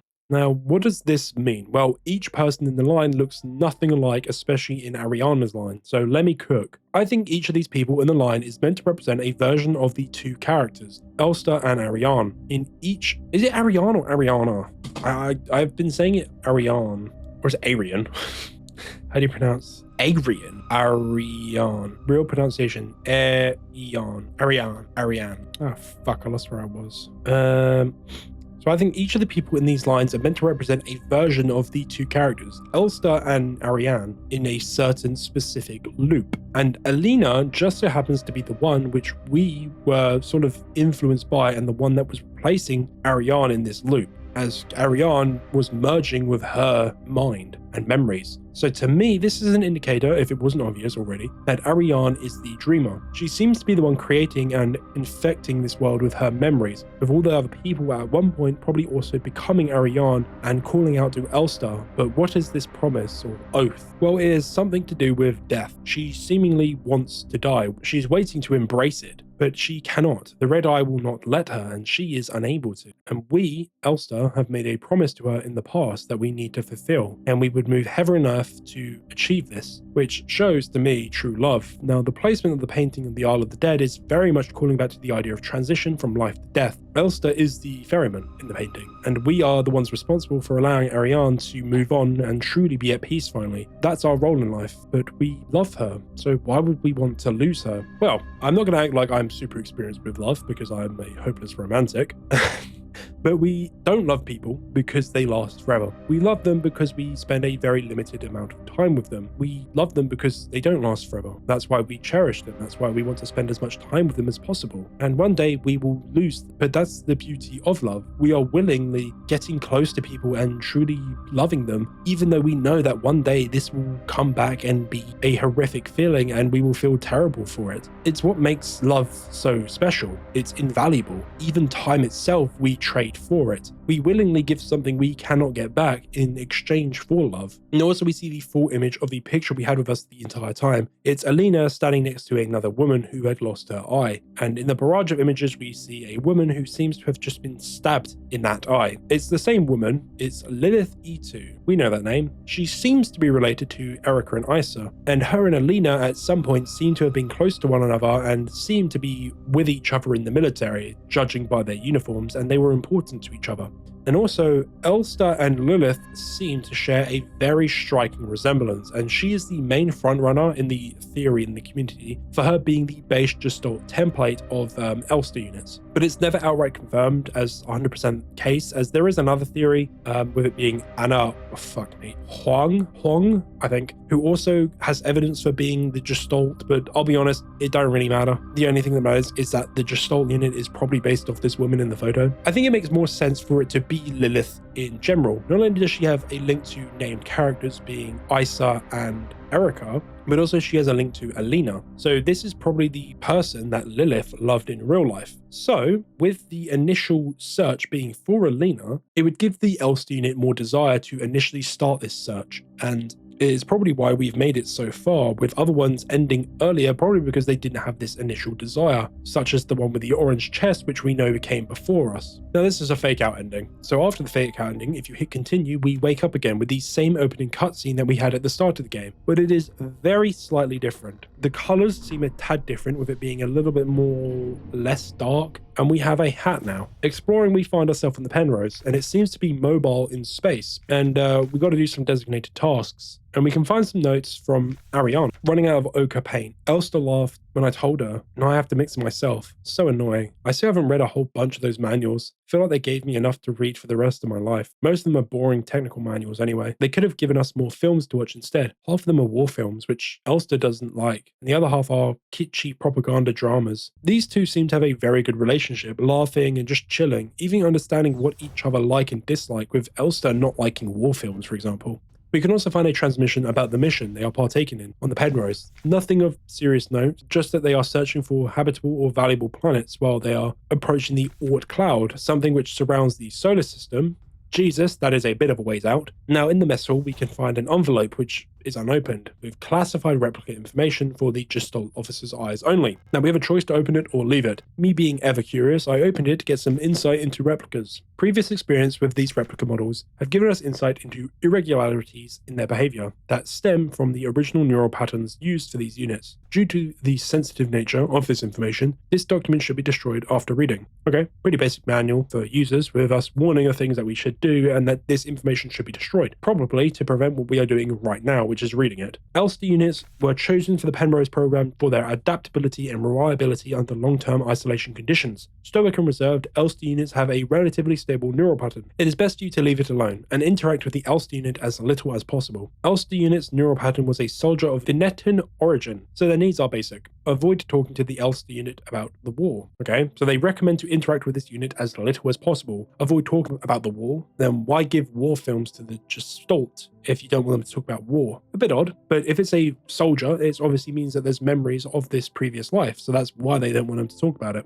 Penrose vessels are fitted with a specialized calibration pod, which may help with persona stabilization. To avoid resurfacing of Gestalt memories, do not show or give the Elster unit photographs, especially those with soldiers during the war. Do not show the Elster unit movies or let it listen to music. And do not try to befriend the Elster unit. Well, I don't think Ariana read any of this, which is very obvious because the envelope is fucking unopened. But with previous sites of a replica unearthing their memories and going through persona degradation, isn't this such a bad thing? I don't think the Great Nation chose this Venetan soldier for adaptability and reliability. I think they chose her because she was a good soldier that, one, didn't ask questions, and two, she followed orders. That was it. But this Gestalt, when replicated, probably had some sort of PTSD or just very strong memories of the war, which is why war shouldn't be brought up at all. But why not befriend it? Why not music or movies? Well, I think it's in part that they don't want replicas to be distracted at all. But also, the act of kindness will potentially bring up another memory. A memory of a woman, Alina, linking Lilith now to this Gestalt in it all fits together. The puzzle is starting to fall in place, and it's why these replicas should not be shown kindness. Another note is a report of a service record done on the ship's internal clock to make the days longer, emulating that of a different planet, more specifically Veneta, the planet which Ariane knows that Elster came from, being a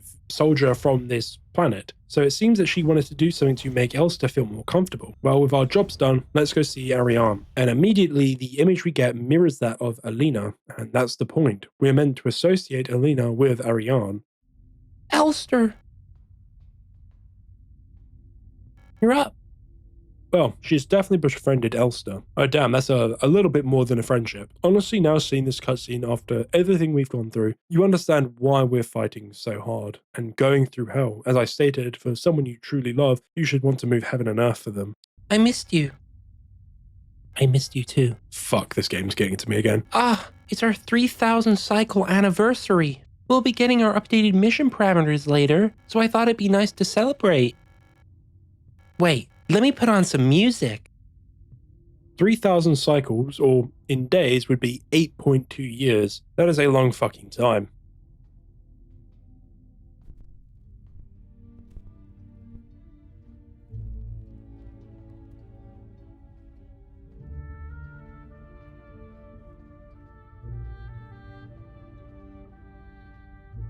It's beautiful. It's art. It evokes a bittersweet emotion. The music, the fade to black, the slow dance, everything. It's bittersweet. Like cinema. That's all I have to say. Cinema. But a key few things you should still be asking yourself. And the game asks us these questions directly.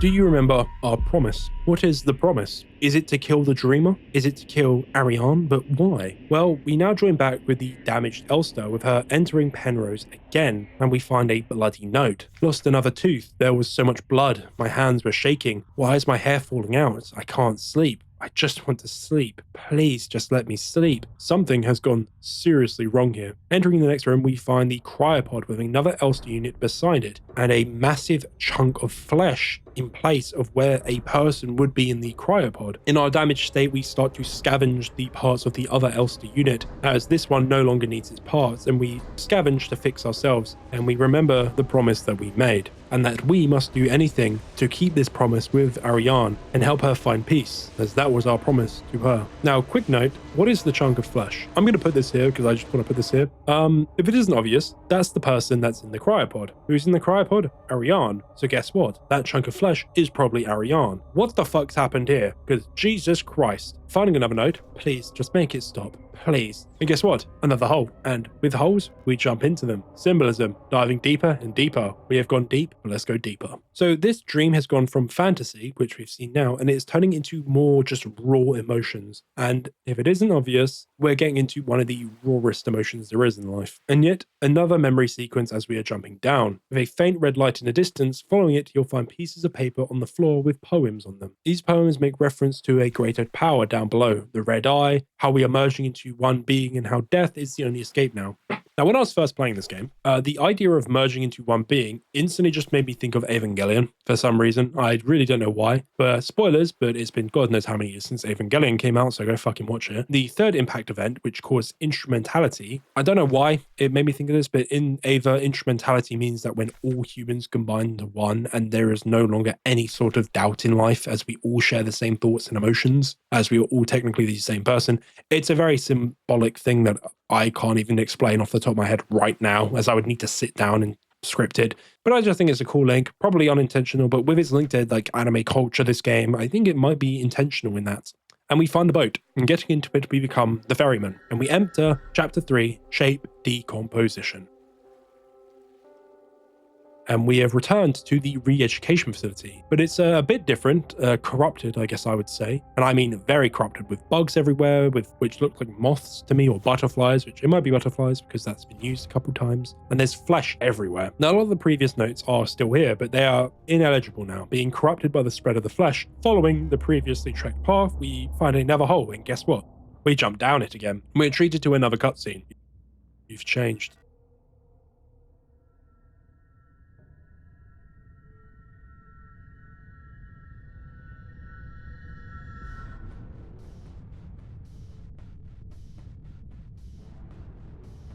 It's like everything was taken apart and put back together by someone who doesn't understand how it works. I've become whole again. I wear no mask. And I hate everything. Perhaps this is hell.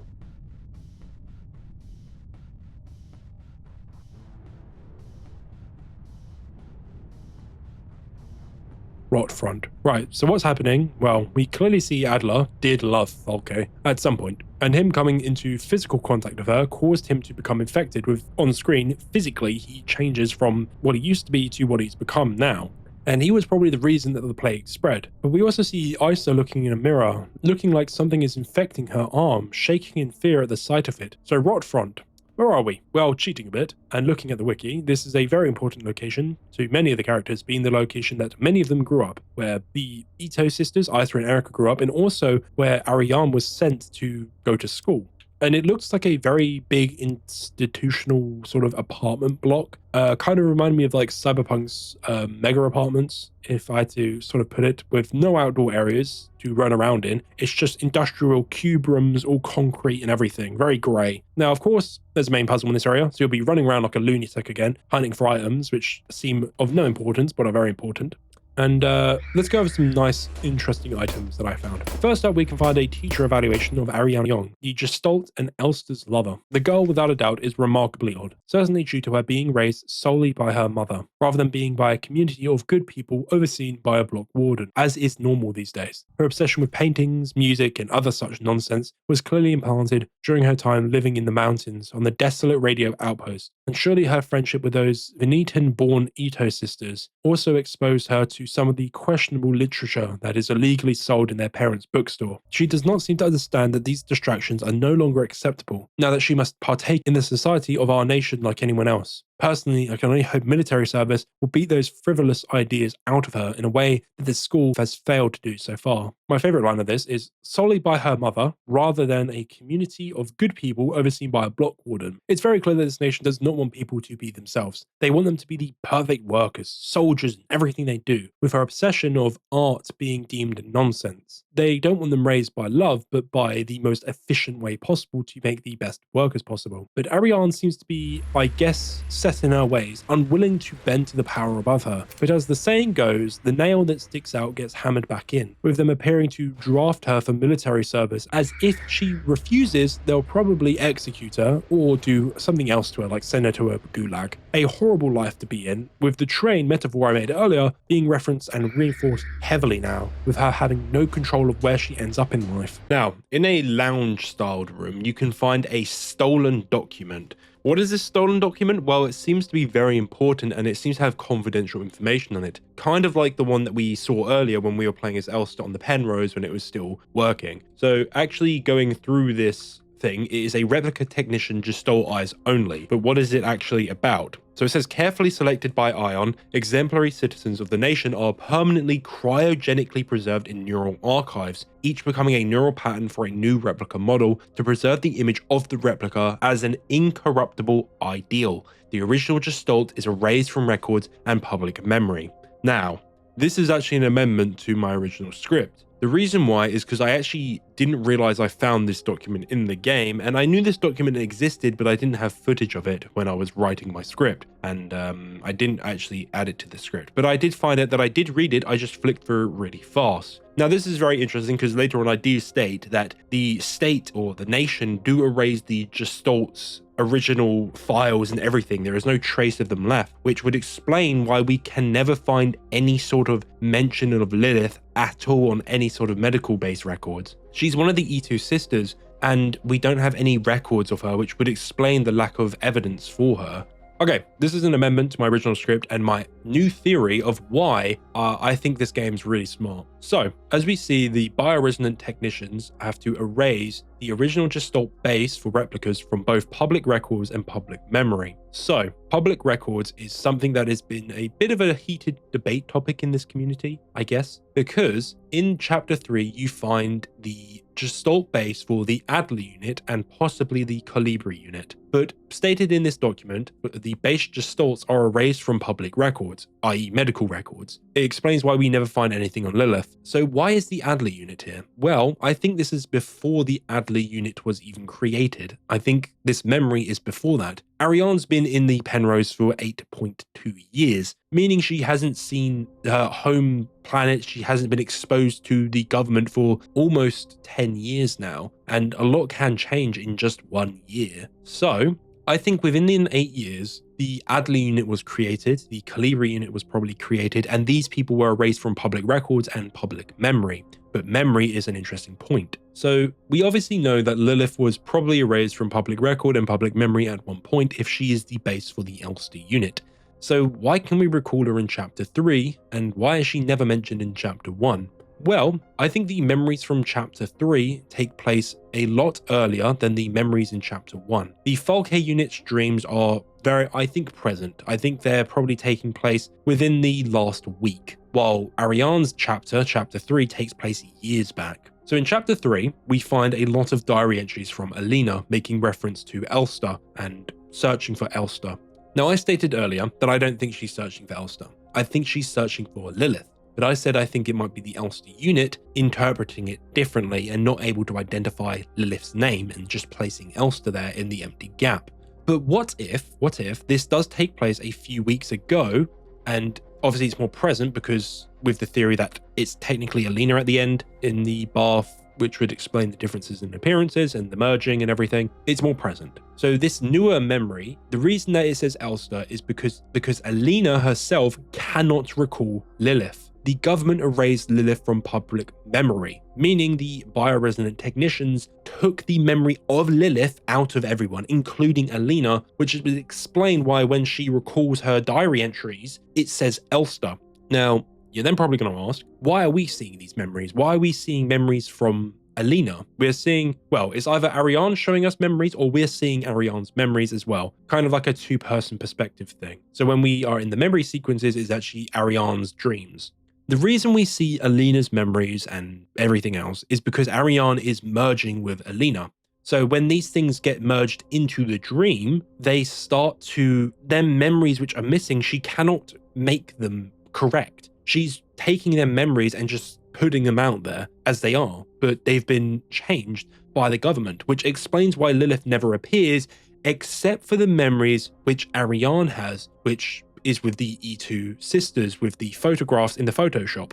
It, to me, explains a lot of the problems a lot of people have and why this game is so confusing, because memories are not something you can trust. The only memories that I think are 100% accurate are Ariane's, the ones that are completely untouched because she's been isolated from society and the bioresonant technicians. But characters like Alina, Lilith, everyone else, their memories have been jumbled. They've been changed and manipulated by society because of what they do with the replica units. They don't want anyone knowing about them, so they have to erase everything. But I hear you now asking, why is Alina searching for Lilith? Why is she searching for an Elster unit in the beginning? Why does she go to the mines? Well, I do think these diary entries come before the actual memories take place. So I do think she went to the mines at one point to search for Lilith before she was turned into a replica. But in the mines, she might have been identified as a potential good base to make replicas from. So I think she went searching for her and she went down the whole whatever. And during this time, the Elster unit was basically thought of and created. And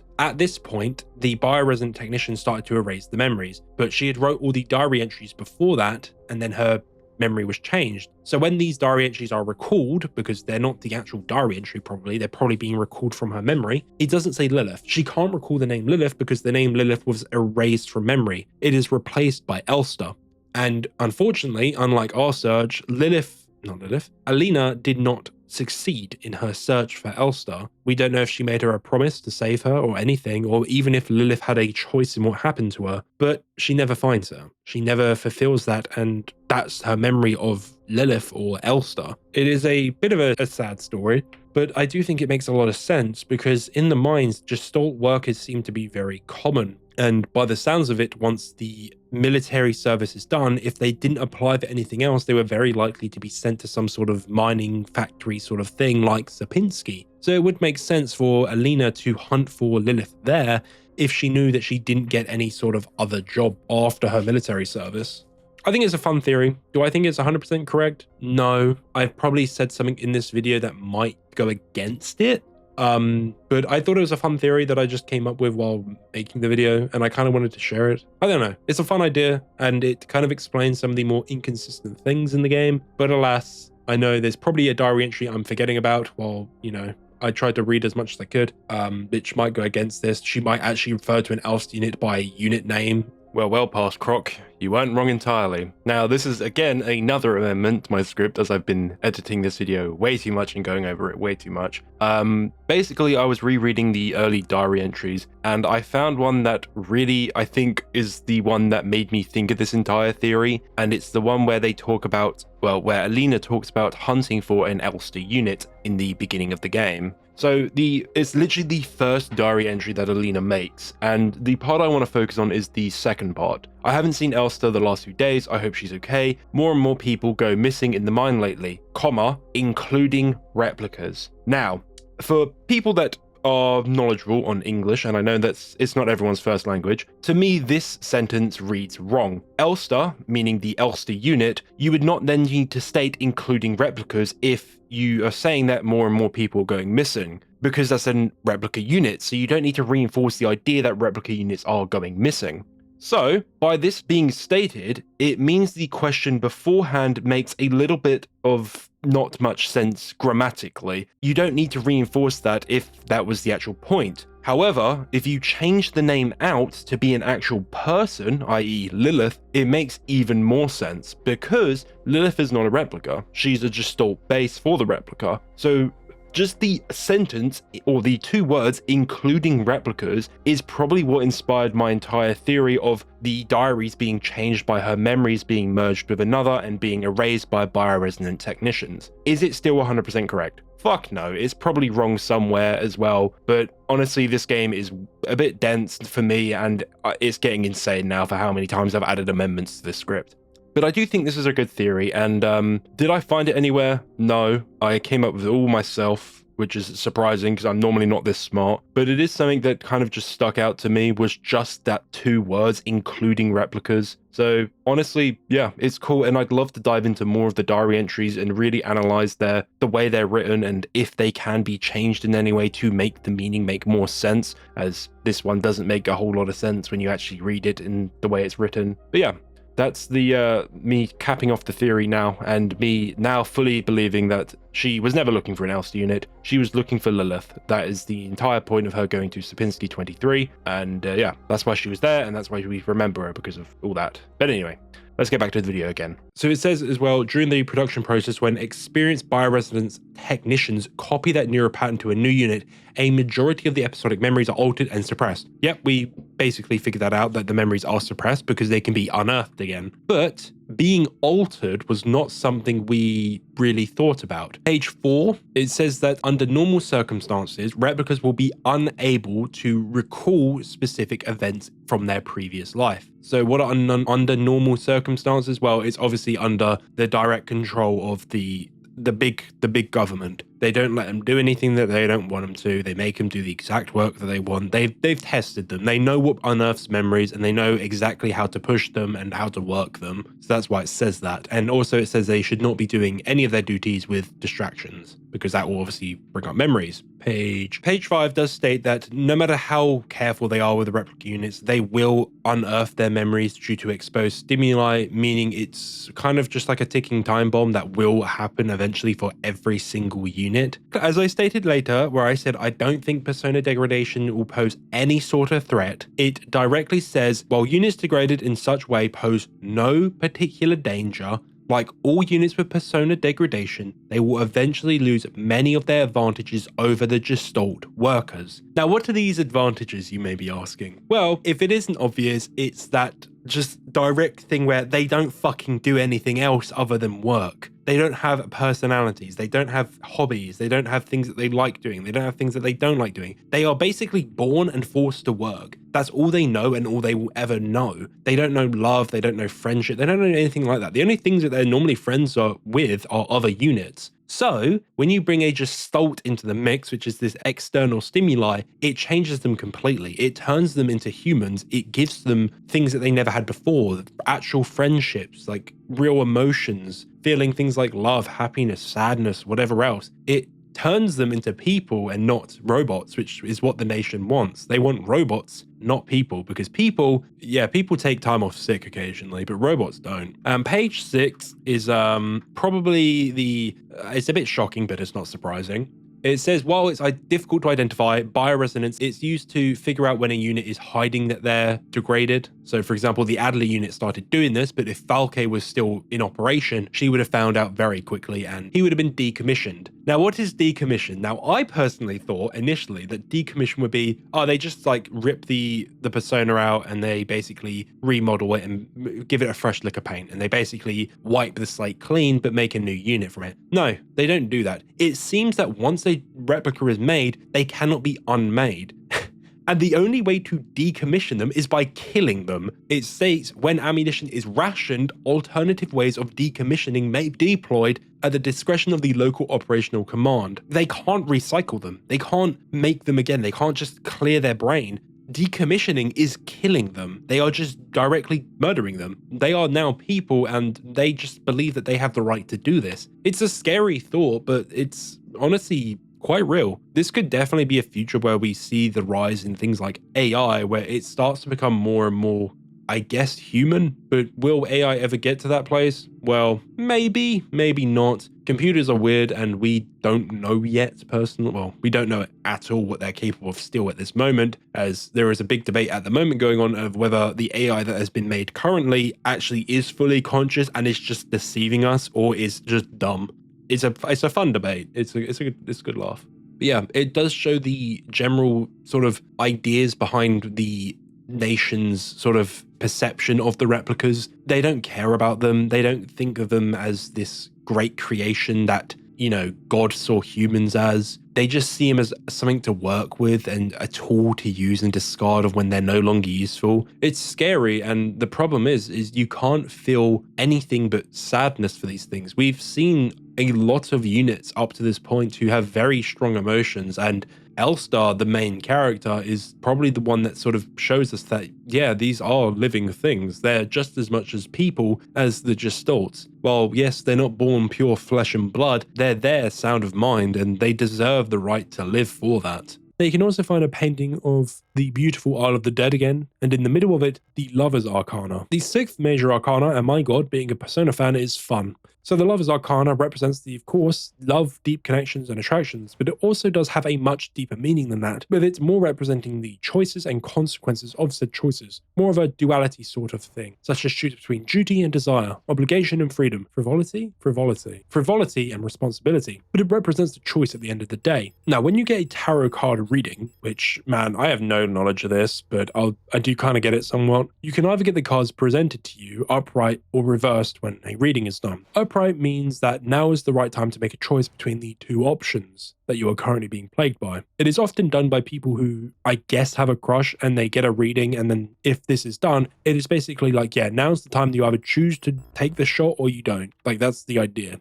But if it's reversed, this is where it gets interesting. There is a block in the decision making that you are currently going through, and most people at this time will stay in limbo, waiting for a third magic option where everything will be better and everything will go the exact way you want. Now, of course, this doesn't happen. So to make it better, it is recommended that you should seek others for advice, mainly those that you trust. Now, the number 3, I wonder if there will be a third option in the future of this game. Well, the card is embedded into the painting. Upright, basically indicating that the one we love, the one we have a connection with, is going to a final resting place, and we will have to make a decision on their fate. Now, a puzzle involves a couple other major arcana cards, but honestly, I don't think it's that important that we go through them and like break them down. The fuck is happening? Jesus. Okay. Now, a puzzle involves a couple other major arcana cards, but I honestly don't think they're that important, as they are just used for the puzzle in the area, and well, yes, I could definitely pull more meaning out of them. It's not as strong, as each arcana could basically mean absolutely anything in life, but often they just mean some sort of decision-making sort of thing. So it's very clear that we have to make a decision in the future. Continuing on, you can find a bookshop belonging to the Ito family, and entering we can find a book which is banned called Song of the Gods. Possession and distribution of this publication is prohibited and punishable by the 4th Cultural Protection Act. There exists a connection between all of us that few are fully aware of, a song that we all dance to, but few can hear. This deep vibration of the cosmos cannot just be heard and felt, we all resonate in harmony with it, shaping it, deforming it around us. Those select few who can consciously perceive it often fear it. Too oppressive is the sound of the stars, too invasive the noise of the unaware around them, polluting the song with their fickle emotion. But every once in a while, some are born that cannot only hear and play the music of the world, but who can conduct it. Gifted individuals capable of manipulating the essence of the world around them. Many believe that the Grand Empress is such a being. Her immense will bent humanity into the Empire of Yusun and lifted us to the stars. It was her power that imbued life into the first of the machine servants that now carry the weight of the Empire on their carbon steel backs. Now, what is this? Well, it talks about what bioresonance is. It is something that connects all living beings, something that only a few can even hear and even fewer can harness. Its power bending humanity and also the world to their own desire, shaping it, deforming it. Now, the Empress was one of these beings, but she is currently a bit dead. It seems something is capable of doing this now, considering that what we've been going through, and there seems to be only 2 people who are capable of such an act, deforming reality. Probably the Empress's daughter, that is mentioned a couple times, and Ariane. Going into the next room, we see Isa. I couldn't find her. I looked everywhere. But she's not here anymore. I can't go on. I'm sorry. And like what we saw before, what happens to Adler, she begins to wither, she begins to melt, and her being flesh and blood purely, she dies then and there. Forgive me. So this infection is very much meant to symbolize to me grief and what it causes. The two characters we know who are infected by this and what we know the most about, Isa and Adler, they're exhibiting different emotions about grief. Grief is an interesting emotion with it having 5 stages that most people know about. Adler's current actions of attacking others and what is to come very much embody the part of anger. But earlier he also embodied that part of denial. He realized what was happening with the cycles, but he refused to believe what was happening, denying anything was wrong and believing that it was his own problems of him being a replica, not realizing that he himself mentally was probably the smartest man in the room and understood the world the most. Isa, where is she in the cycle of grief? Well, initially I thought depression, but I don't think it's depression. She had a lot of hope to find her sister. She was very much willing to go to extreme lengths to find her. She hadn't lost hope yet, which I associate a lot with depression, in losing hope. It's almost as if in the beginning and at the end as well, especially, she was begging for her to save her, to find her. She was bargaining. Then I guess that makes the most sense with her being bargaining. She's willing to do anything to get her back. She's bargaining with the powers above. Bargaining not only does mean monetarily, but it can also mean anything else. You can be guilt trip. You can say that someone shouldn't die because you still need them. You're bargaining to get them back. I wonder if any other characters in the game will fit into these other stages. Now, Isa also looks terrible. Having lost one of her eyes, she looks disheveled and just a bit worse aware from where she started her journey. She started looking immaculate and now is a shadow of who she used to be, showing how not moving on from grief can slowly consume someone and turn you into someone unrecognizable and ruin your life. Same case for Adler as well, because boy, he looks rough now. And on the floor, Prometheus, a shit film, but the film is not what this is about. It's a little poem, talks about a god-like figure creating a race in their image. And of course, Prometheus is a real Greek god who is partly responsible for the creation of humanity according to Greek mythos, alongside Athena. Now, why is this here? Well, we are all slowly seeing a god-like figure being drawn out in this empress, a being with the ability of bioresonance, the ability to shape humanity to her will and make a new race of humanity in her own image, the replicas.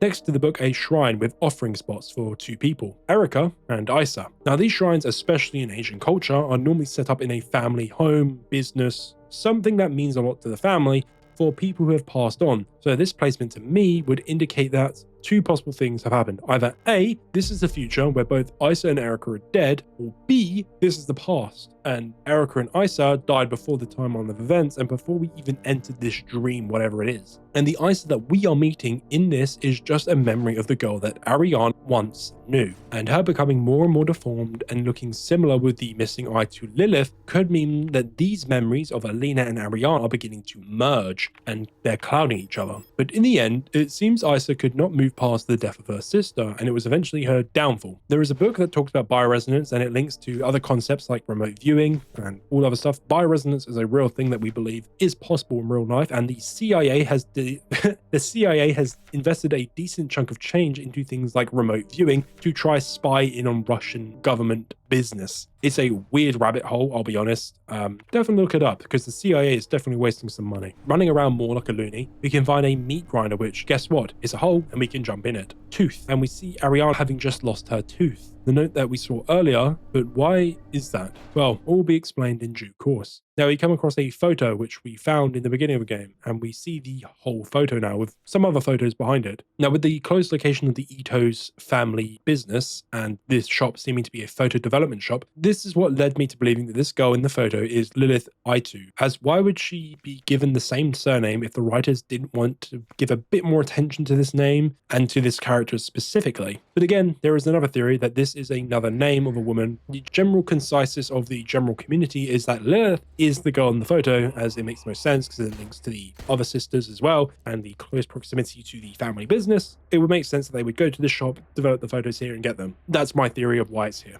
Now, continuing further, we can find the red eye, something mentioned earlier in the game, something which, using the dreamer's dream, created a new world, the world we currently are being forced to live through. There exists a strange folklorish idea in many sectors of Rotfront related to pareidolia? Pareidolia, the tendency to see meaningful images in random patterns, like seeing a face in an ink blot or letters in a smudge of dirt. It is well known that the so-called red eye is simply an anticyclonic storm produced by a high-pressure region in the atmosphere of Rotfront's planet. Yet for some of the early settlers of Rotfront, this natural phenomenon became symbolic of their struggle and way of life. The red spot in the sky became a perfect metaphor for the ever-present surveillance by the Protectors and the tight grip of the central government of Heimat.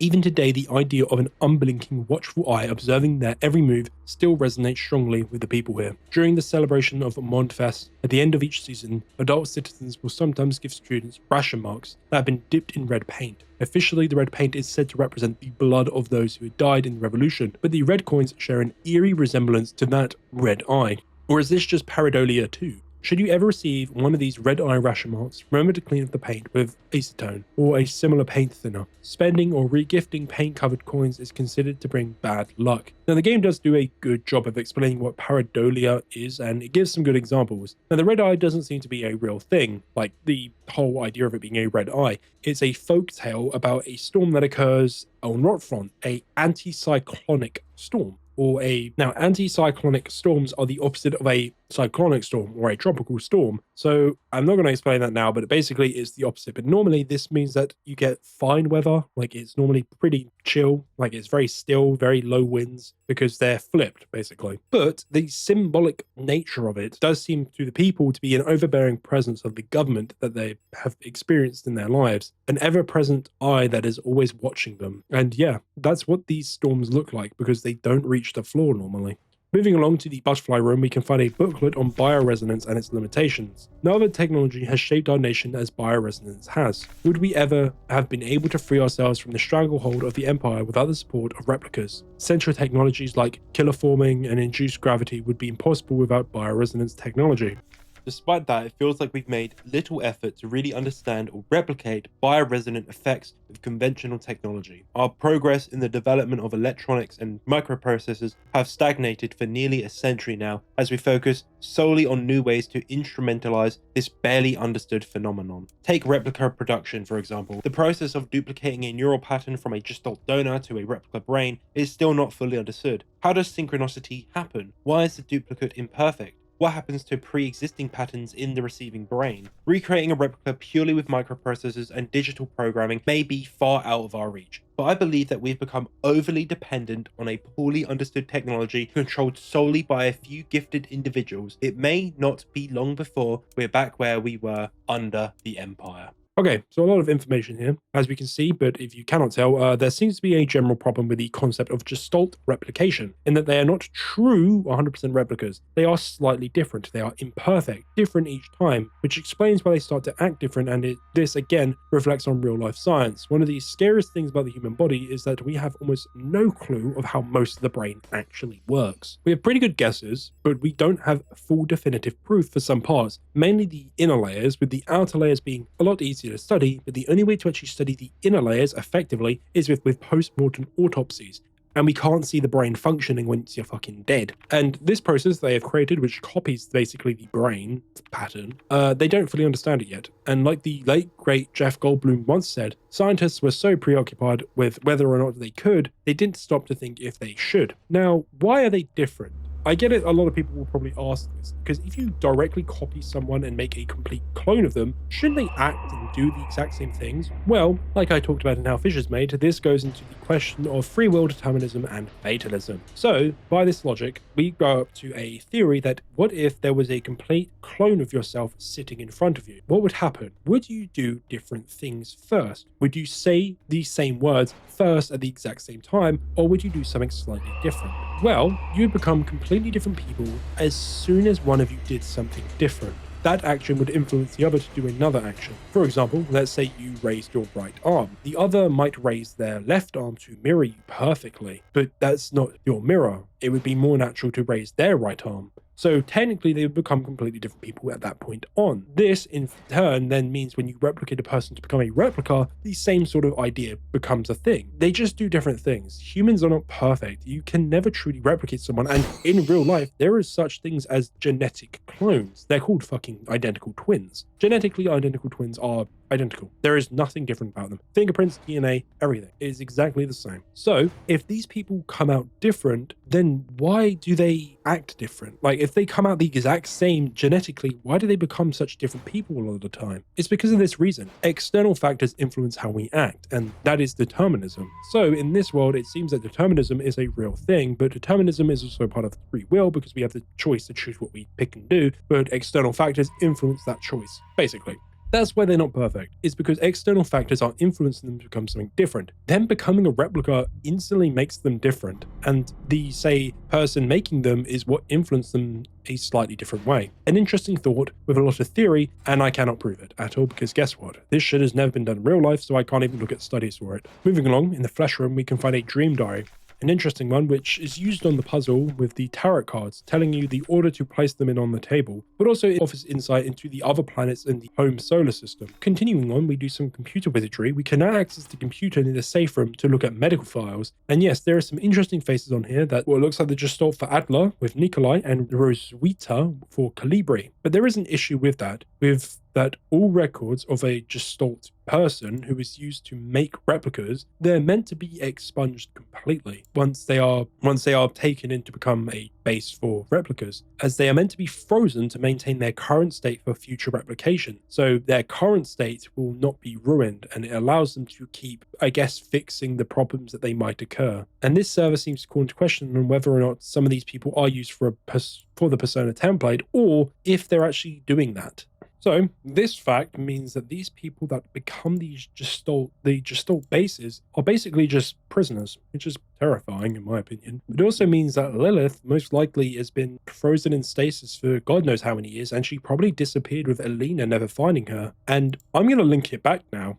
I don't think Alina's notes actually said Elster at all. I think they said Lilith. I think our own brain, Elster's brain, could not recognize Lilith. It recognized it as Elster. So I think that's a cool thing. I think that's potentially a theory. Am I 100% confident in it? Fuck no. But I think it's a fun idea. And it, to me, shows a hallucination. It shows how this dream was not perfect. And technically, Ariana never met, well, she never met both of them. But this means that Ariana could be influencing Alina's memories themselves, with the recollection of the diary entries being completely corrupted as well. But we can find some more interesting medical records on the computer. We can find Ariana's on here as well as Isa and Erica, with all their medical records there, except Ariana's, who has been, it's been expunged. It's been removed for some reason or another. They're probably trying to hide something. But let's look at Erica and Isa. Erica is very normal, with only a sprained ankle being noted by the doctors. But her sister is a bit of a soldier. She's a little war hero. She's very prone to accidents. Now, what are these accidents? Well, a couple breaks, fractures, a bunch of cuts, which seems to be very common for her. She seems to get in a lot of trouble. Hunting for more cards, we can find the Sun Arcana with a note on it, with it being mentioned that they believe the white-haired girl is bioresonant. So someone has found out that this trait, which is probably very highly desired by the state, is found it, and they're scared of her. Collecting the last cards, we can now finish the center puzzle, creating a hole we crawl through and get to the room at the start of the game. With the last seal broken, it is now time to return home. Picking up the King in Yellow book, moving into the next room. In this room, we can find a workforce assignment for Ariane. So we can assume, I guess, this is her house. We are in her living room right now. We've been informed that your compulsory military service period was recently completed. According to our files, you have previously graduated from Mandelbrot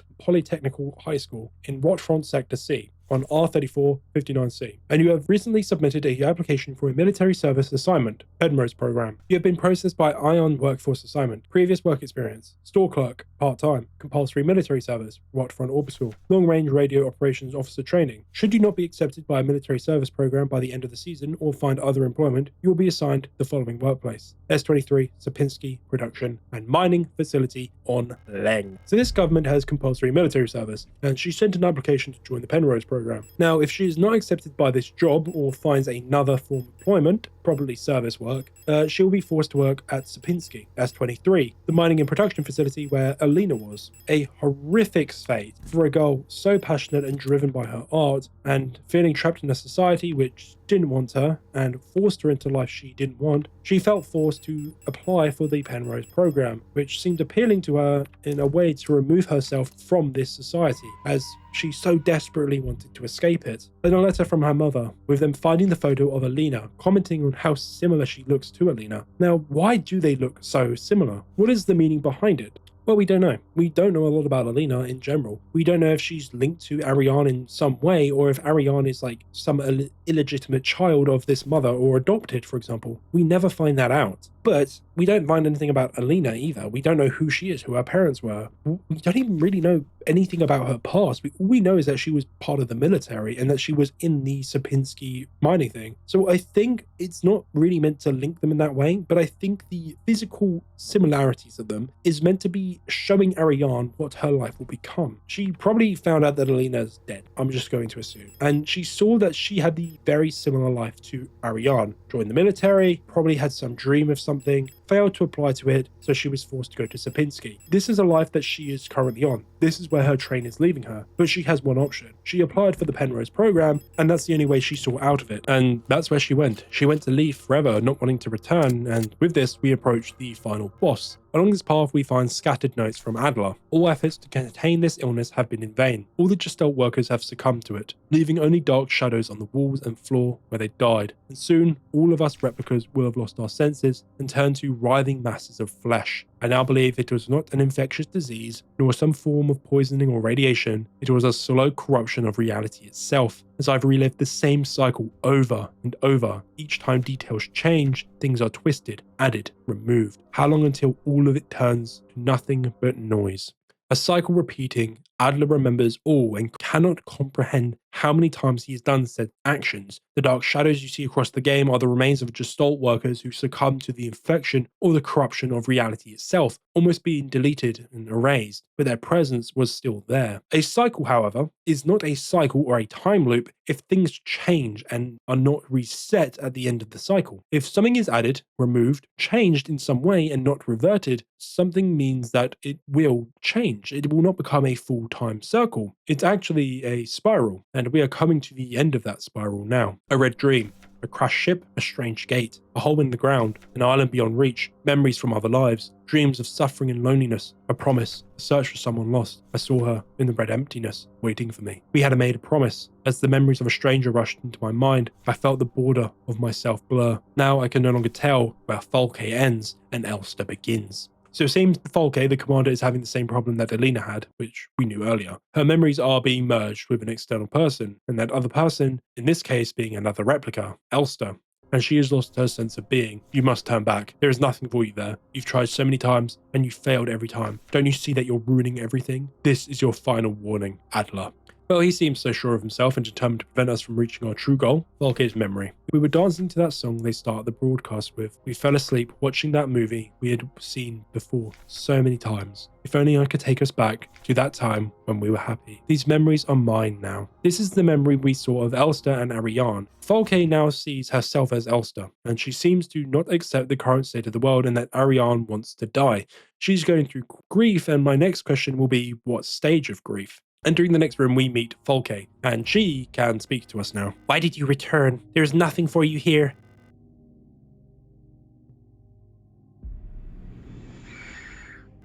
She'll never dance with us again, no matter what we do.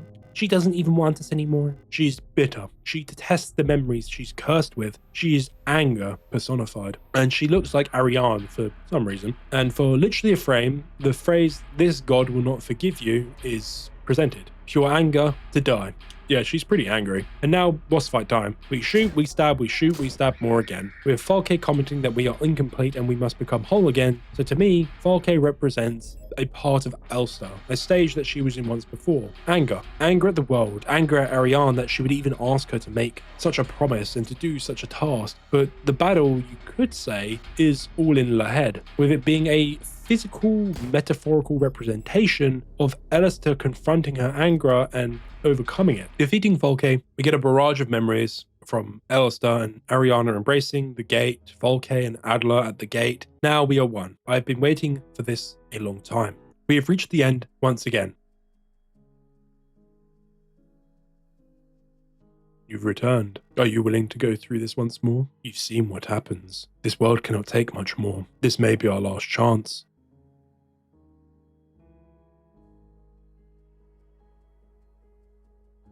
If you go back, it'll all fall apart. I can't let that happen, you selfish monster. And Elster loses her eye. There's a lot of eye damage in this game, with this being the 4th character to lose one.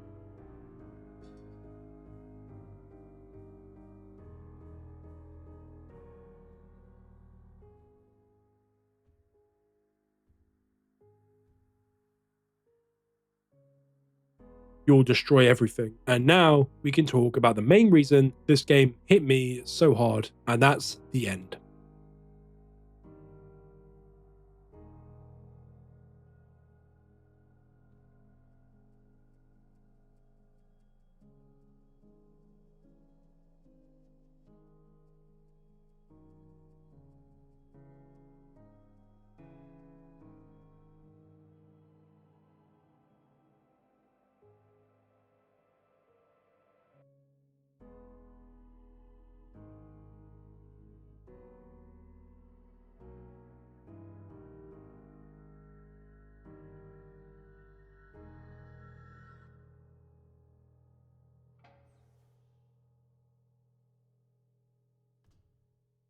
And now on the ship, we can of course find some scattered notes about. We have an older one about the Phase 2 being here, which you can read earlier in the game, which doesn't really add anything, and diary entries from Ariane with cycle dates on them, cycle 225. When I signed up for this mission, I just wanted to get away from everything. I was sick of Rotfront, of school, of the photo store, sick of the fake smiles and the whispering behind people's backs. When I saw the photo of that soldier, I wondered who she was. Was she happy? Was her family proud of her? Did her comrades love her? Since we looked alike, could I have been like her? But in the end, I just wanted to leave. Nothing I had done had ever made me feel, nothing I had done or made ever meant anything to anyone. So why bother? Here I am, finally free. I get to be by myself and to do what I want. I can finally be happy. So Ariane took a genuine interest in Alina, due to their, I'm guessing, similar appearances and the way her life probably turned out. And her being sick of everything in her life and not wanting to really be in it anymore, she took this job as an opportunity to escape, finally living a life free, in a way, and being able to do what she wants on her own terms, not being forced to apply to society. But what happened here? The ship seems in misrepair, so what happened? Well, let's look at Phase 3, the most recent one that is on the table and the one that was just freshly printed. Start of decrypted transmission. Congratulations, comrade! You've survived 3,000 cycles, reaching the final phase of the Penrose program with the end of operational lifetime of your replica unit approaching. It is time to prepare for the final phase of your mission. If you have not found a suitable world for landing by this point, accept that you will not. Find solace in the thought that others might be successful where you failed. As you are probably aware, your ship's spare parts and rations will soon be depleted. Life support systems and reactor shielding will soon begin to fail. Radiation may begin to leak from the cooling system. We recommend you do not attempt to prolong your suffering by reusing old filters or rationing supplies. Instead, make peace with your fate. We suggest that you ask your replica, while it is still functioning, to spare you a slow and agonizing death, or that you may take a permanent rest in the cryogenic pod. Remember, you will die having served your nation by partaking in a glorious demonstration of our power. End of decrypted transmission. She didn't find a planet. She was going to die if they didn't find a planet in 3,000 cycles, and we know as the two celebrated their 3,000 cycle anniversary together in the bedroom, having that nice slow dance. The ship is decaying, falling apart, and the reactor began to fail, and radiation sickness was starting to set in, which explains the teeth falling out and her hair falling out in a previous note. They state themselves that they should ask their replicas to kill them to prevent their suffering, but hey, at least they served their home faithfully. The home that didn't want her, the home she felt forced to run away from. But did Ariana want to die? Is this the fate she desired? I don't think anyone truly ever wants to die. I think they just want to escape, and this was the only way Ariane saw a possibility of her starting a new life somewhere better, and she also met Elster with this life.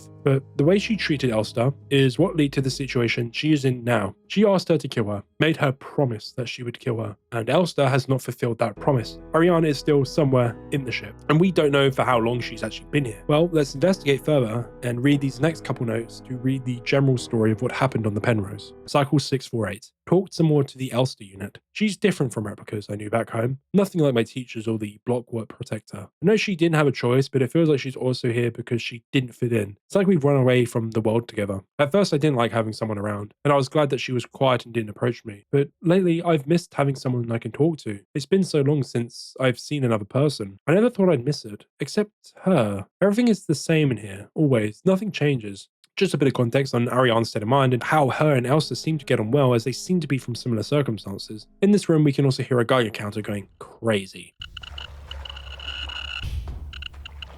showing yes, radiation has fully leaked into the corrupted ship. Cycle 1294. Had a strange dream. I was listening to the radio with my mother. Life back then, the numbers were on, and mother was taking notes of the book on her lap. It was the book I saw in the shop window of the bookstore where the twins lived, the one with the yellow hooded figure on the cover. When I went there to buy it, it was gone, and Erica said the protectors had confiscated it. Or was it Isa? I can't remember. Cycle 1840. Everything is always the same. I feel like I'm trapped inside this ship. I know every bolt on every panel in every room of it. I've seen everything. I've done everything there is to do in here. I can't concentrate on anything. It's like there's this fog inside my mind. And whether I try to do anything, I just can't focus. I want to go outside. I want to breathe fresh air. I want to feel the wind on my face and in my hair. Cycle 2503. I think I lost more hair. I'm sitting here getting older. Every time I wake up, I feel older, weaker, sicker. I get out of breath so easily lately, and my back hurts when I sit down. How much longer will this go on? Feels like I'm just slowly dying. Now, at first you may ask, hey, it's only cycle 2503. Why is she feeling the effects of radiation exposure now, with hair loss, general weakness, and fatigue and sickness?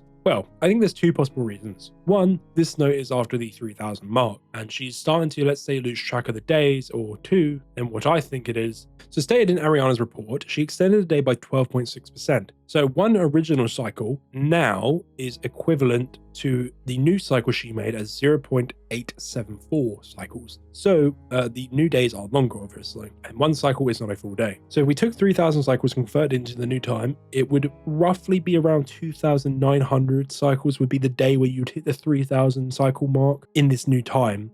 Now, of course, that is not anywhere near the 2503 cycle, even if you convert that into the other cycle amount. But it does give a good indication that potentially the ship was failing even before the 3000 cycle mark, and could indicate that the company that makes these ships skimped out on it to just save a bit of money, because hey, they're basically sending a bunch of people out to die. And guess what? She didn't die anywhere near the 3000 mark. The next note we get is a 4-digit number, and it starts with 5, meaning she survived for 2000 more cycles. Insanity. I'm tired of it all. Every time I go to sleep, I wonder if I'll wake up again. I'm scared that it'll be the last time. I said goodnight to her. Did I say it right? Will she be okay? What if one of us just won't wake up tomorrow? Cycle 4 digits, 54 blank blank, so even further along. I don't want to die. I don't want to live anymore either. Everything is just so exhausting. I just want to lie down and disappear. Cycle, God fucking knows, there's not even a number here. I just want to sleep. Please just let me sleep. Please just make it stop. Please.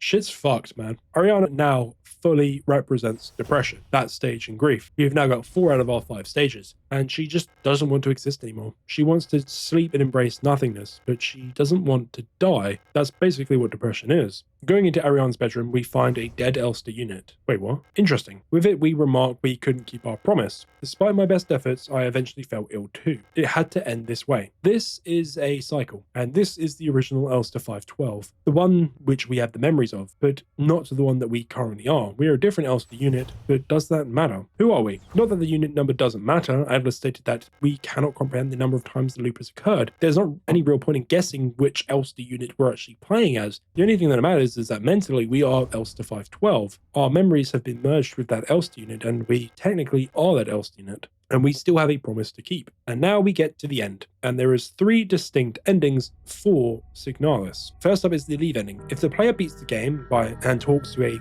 lot of NPCs, doesn't die a lot, and takes minimal damage, and deals minimal damage as well, and spends a lot of time in the memory sequences, Elster will not be able to face Ariane in the end, leaving her to die alone. She runs out the ship and dies on the sand alone herself.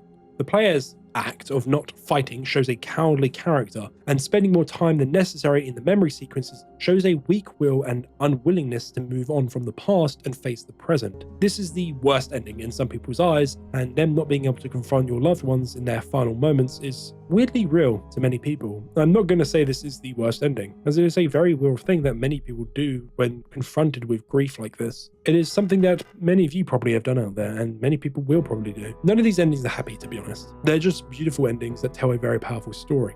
The next ending, the memory ending. Basically, speedrun the game 80%, do as little as possible, don't talk to anyone, deal no damage, take no damage, just beat the game in under 6 hours and you'll probably get this ending. Looking at the requirements, it does seem to be one of the more difficult ones to obtain because you basically can't do a lot in the game. You just have to speedrun it, basically. So you'll need good knowledge and a good strat of this game to achieve it, because I beat the game in 7 hours and I took my time. So if I played it again, I probably could achieve this ending. So what is it? Well, this ending, Elster can face Ariane, but when Elster wakes Ariane Ariane does not recognize her. Ariane, unable to remember the promise that Elster made her, she doesn't ask her to fulfill it. And Elster asks if she can die first, next to Ariane, not having to grieve as Ariane technically does not die. Now, why did Ariane forget Elster? Honestly, I struggled with this question a lot as it isn't immediately obvious. However, after some more digging and looking back on the game, you come to realize that this girl we are seeing in the cryopod most likely is not Ariane. It may be Alina. And now, what do I say this? Ariane is a bioresonant individual, meaning she has the ability to connect to people's minds and change their psyche. This to me indicates that she is somehow able to infiltrate Alina's mind and infect her with her memories and physically start to change her in her image, overwriting her own being. In the act of finishing the game too quickly, it means that the process of overwriting Alina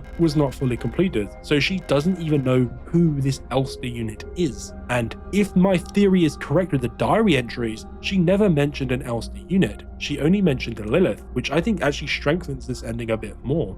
But this means that the cycle is not broken. We basically just feed into it and we continue down a spiral of insanity. And we never confront our true grief. We never get over it, and we haven't seen the final thing. And that's why I think the final ending is the main ending, the promise ending. This one, you fight, you kill, you explore, you play the game to its fullest, you embrace the game and experience everything it has to offer. And this will be, most likely, if you do this, the ending you will get. This is the one I got, and the reason I love this game so much. Elster now facing Ariane, but instead of Ariane forgetting her, she recognizes her and asks her to fulfill her promise, and Elster, out of love, fulfills the promise.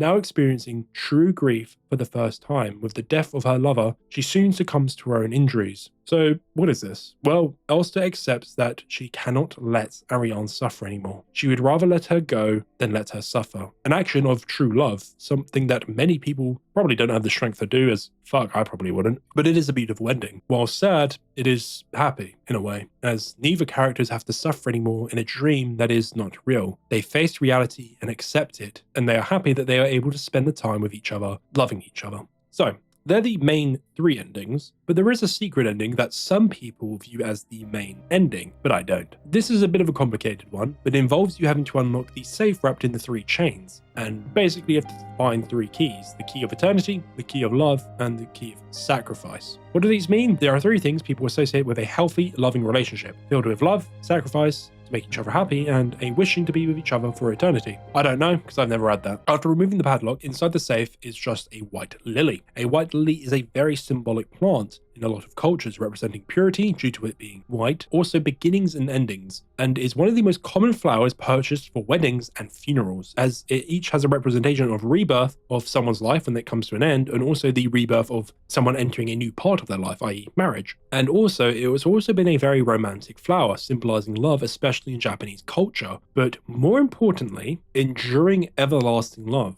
That's why you should always have them at weddings, by the way. Here's a fun link as well. Lily in Japanese is Yuri, and Yuri is a literary genre which focuses on an intimate relationship or relationships, I'm not picky, between multiple female characters, i.e. lesbian relationships, I guess. So this game is technically a Yuri. God, these devs were very thorough as shit with this sort of stuff. So the lily is, in more recent times, a symbol of lesbian love, which is, very beautiful if I do say so myself, and a very beautiful use of a single item. It's great. I love it. I think it's an amazing piece of symbolism. Now, Elster picks up the white lily and performing some sort of ritual, she dies along with 5 other Elster units, and the scene returns to the Penrose, with a red eye dangling overhead, and inside the ship, Ariane and Elster are once again dancing, ending the game.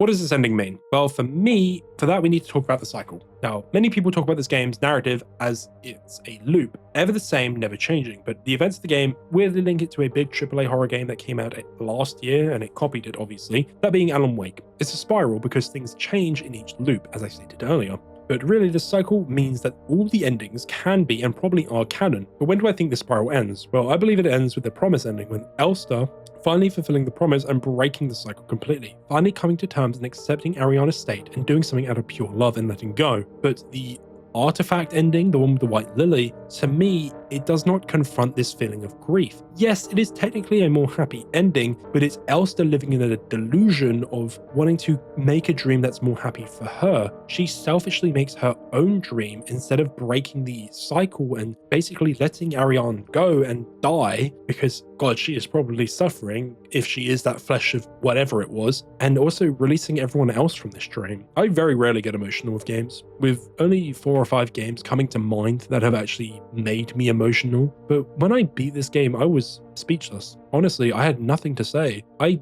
honestly don't think I have done this game justice with my review of it or my explanation of it, but even after playing it, it won't leave my mind, and the general themes and messages of the game about grief and how destructive it can be for you, your loved ones, and the world around you, but also the message I myself learned a few years back, that we love people and care for them so much because we know our time is limited with them, and we shouldn't try to overextend that time. We should obviously want as much time with them as possible, but we need to know that letting go is okay. It doesn't mean that we don't love them. It honestly means that we love them even more, that we can let them go. It just means that you should spend time with people you love without regrets. Thank you, Barbara Whitman and Yuri Stern, for making this masterpiece of a game. I patiently await for your next game, and yeah, I'm gonna go cry now.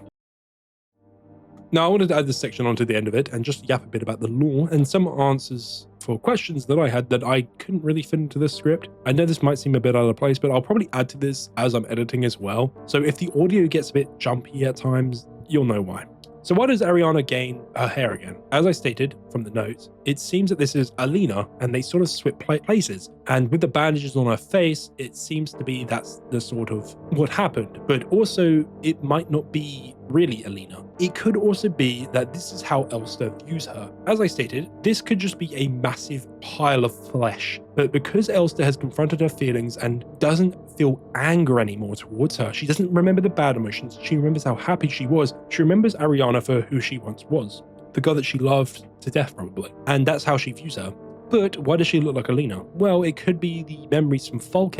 No, I'm shouting shit. It could be the memories from Lilith merging into Elster as well, creating a bit of a distorted vision, but overall the same message. Someone that she loves and someone that she wanted to spend the rest of her life with, but of course life is not fun like that. My next question was about the timeline. What was the order of the actual events that happened? When did Erica die? Mainly is the question I'm asking, and was Isa real? Well, to me it makes the most sense if Erica died before Ariana left on the Penrose mission. Seeing her friend who genuinely cared enough for her to stand up for her against bullies and the general world die from either natural methods or due to corporal punishment may have made her feel even worse and more forced down the road that she picked. And Isa, being a memory of who she was, could be the last state that Ariana saw her in, consumed by grief and unable to accept the death of Erica, potentially resulting in her committing suicide. Now, of course, you could definitely look at it that yes, she died of the infection, but I think it's more of a metaphorical thing. I genuinely think the grief consumed her that it actually destroyed her in the end. That's what I think the infection's meant to represent for Isa. I don't think Isa was real, in a way. I think it's meant to be the way that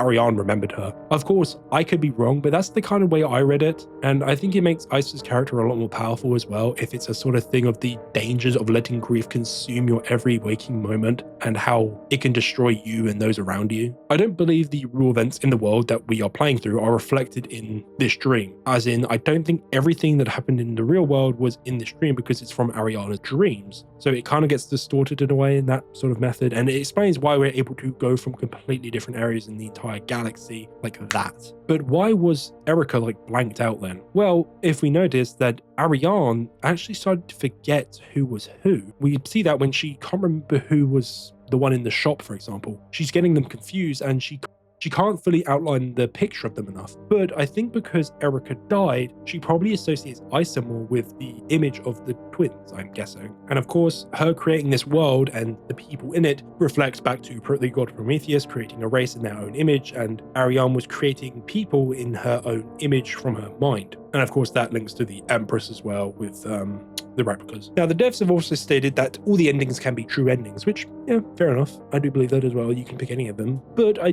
don't think a few of the endings really work as true endings, and that's all I really have to say. I honestly don't think the fourth ending makes a lot of sense to be placed into this game's, like, cycle narrative. It can still work, is you could say once they die in that dream, the cycle then restarts back again. But I don't think the fourth ending is the true ending. I don't think people should look at it as the true ending, because I don't think that's the message that they're trying to put across. Of course, you could say it's, oh, but it's Elster overcoming everything and allowing them to get a bit more time together, which, yeah, but it's her not confronting her grief properly, which I think is what it's trying to say. But of course, I'm an idiot, and I don't know that. Also, I had some questions about the character of Folke. She seems very out of place, and she's somehow connected to the main two. Well, the reason this happens is because she's the first person to reach the gate, that red gate that we see that we pass her through. She crosses over it and she gets infected by the disease, which kills all the gestalts and causes the replicas to go crazy. This is the infection point. It also links her with Ariane and caused the two dreamers to form, because there is two dreamers, her and Sapinski, which explains why there's so many memories of Sapinski, because the two became linked, and Rotfron, which was from Ariane. And then that explains Nowhere, because there's the transition point. And Adler kisses her, which infects him, which then spreads the infection, which causes everyone to go bananas. But Adler is the most resilient of all the replicas. He is mentally the most strong one. Not as much as Folke, which explains her less than damaged appearance, but Adler being mentally strong allows him to maintain his sanity, but he does go a bit off the deep end, going a bit more like a Goro Akechi kind of character, I guess. He doesn't turn out like a brainless monster, but he is capable of a logical thinking aggressor. But that explains why we go to Sapinski, even though technically Ariane was never there. That explains it, because the two dreamers, Folke was linked to Ariane when she crossed the gate, which caused her to be infected, and that caused all this shit to go down. And then that, of course, in chapter 3 explains it being corrupted, because Ariane's getting the memories and then corrupting them. I really hope my ramblings it explains a bit of it, but it is a very complex thing to try think of. Okay, next question I had was, what is the Red Eye?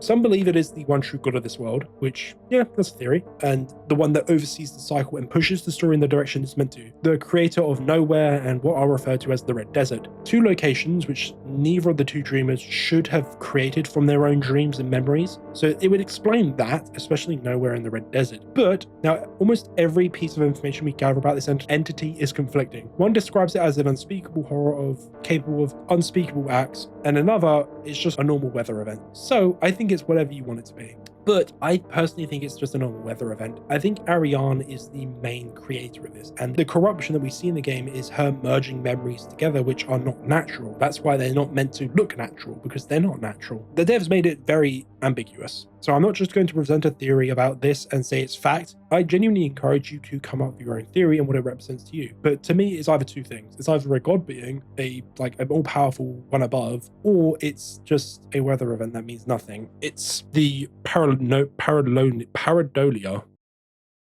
Hey, thanks for watching. If you couldn't tell, this game means quite a lot to me. It's, I think, quite a special game, and it's probably now my favorite indie game that I've ever played. To be honest, it's probably up there, one of my favorite games of all time now as well.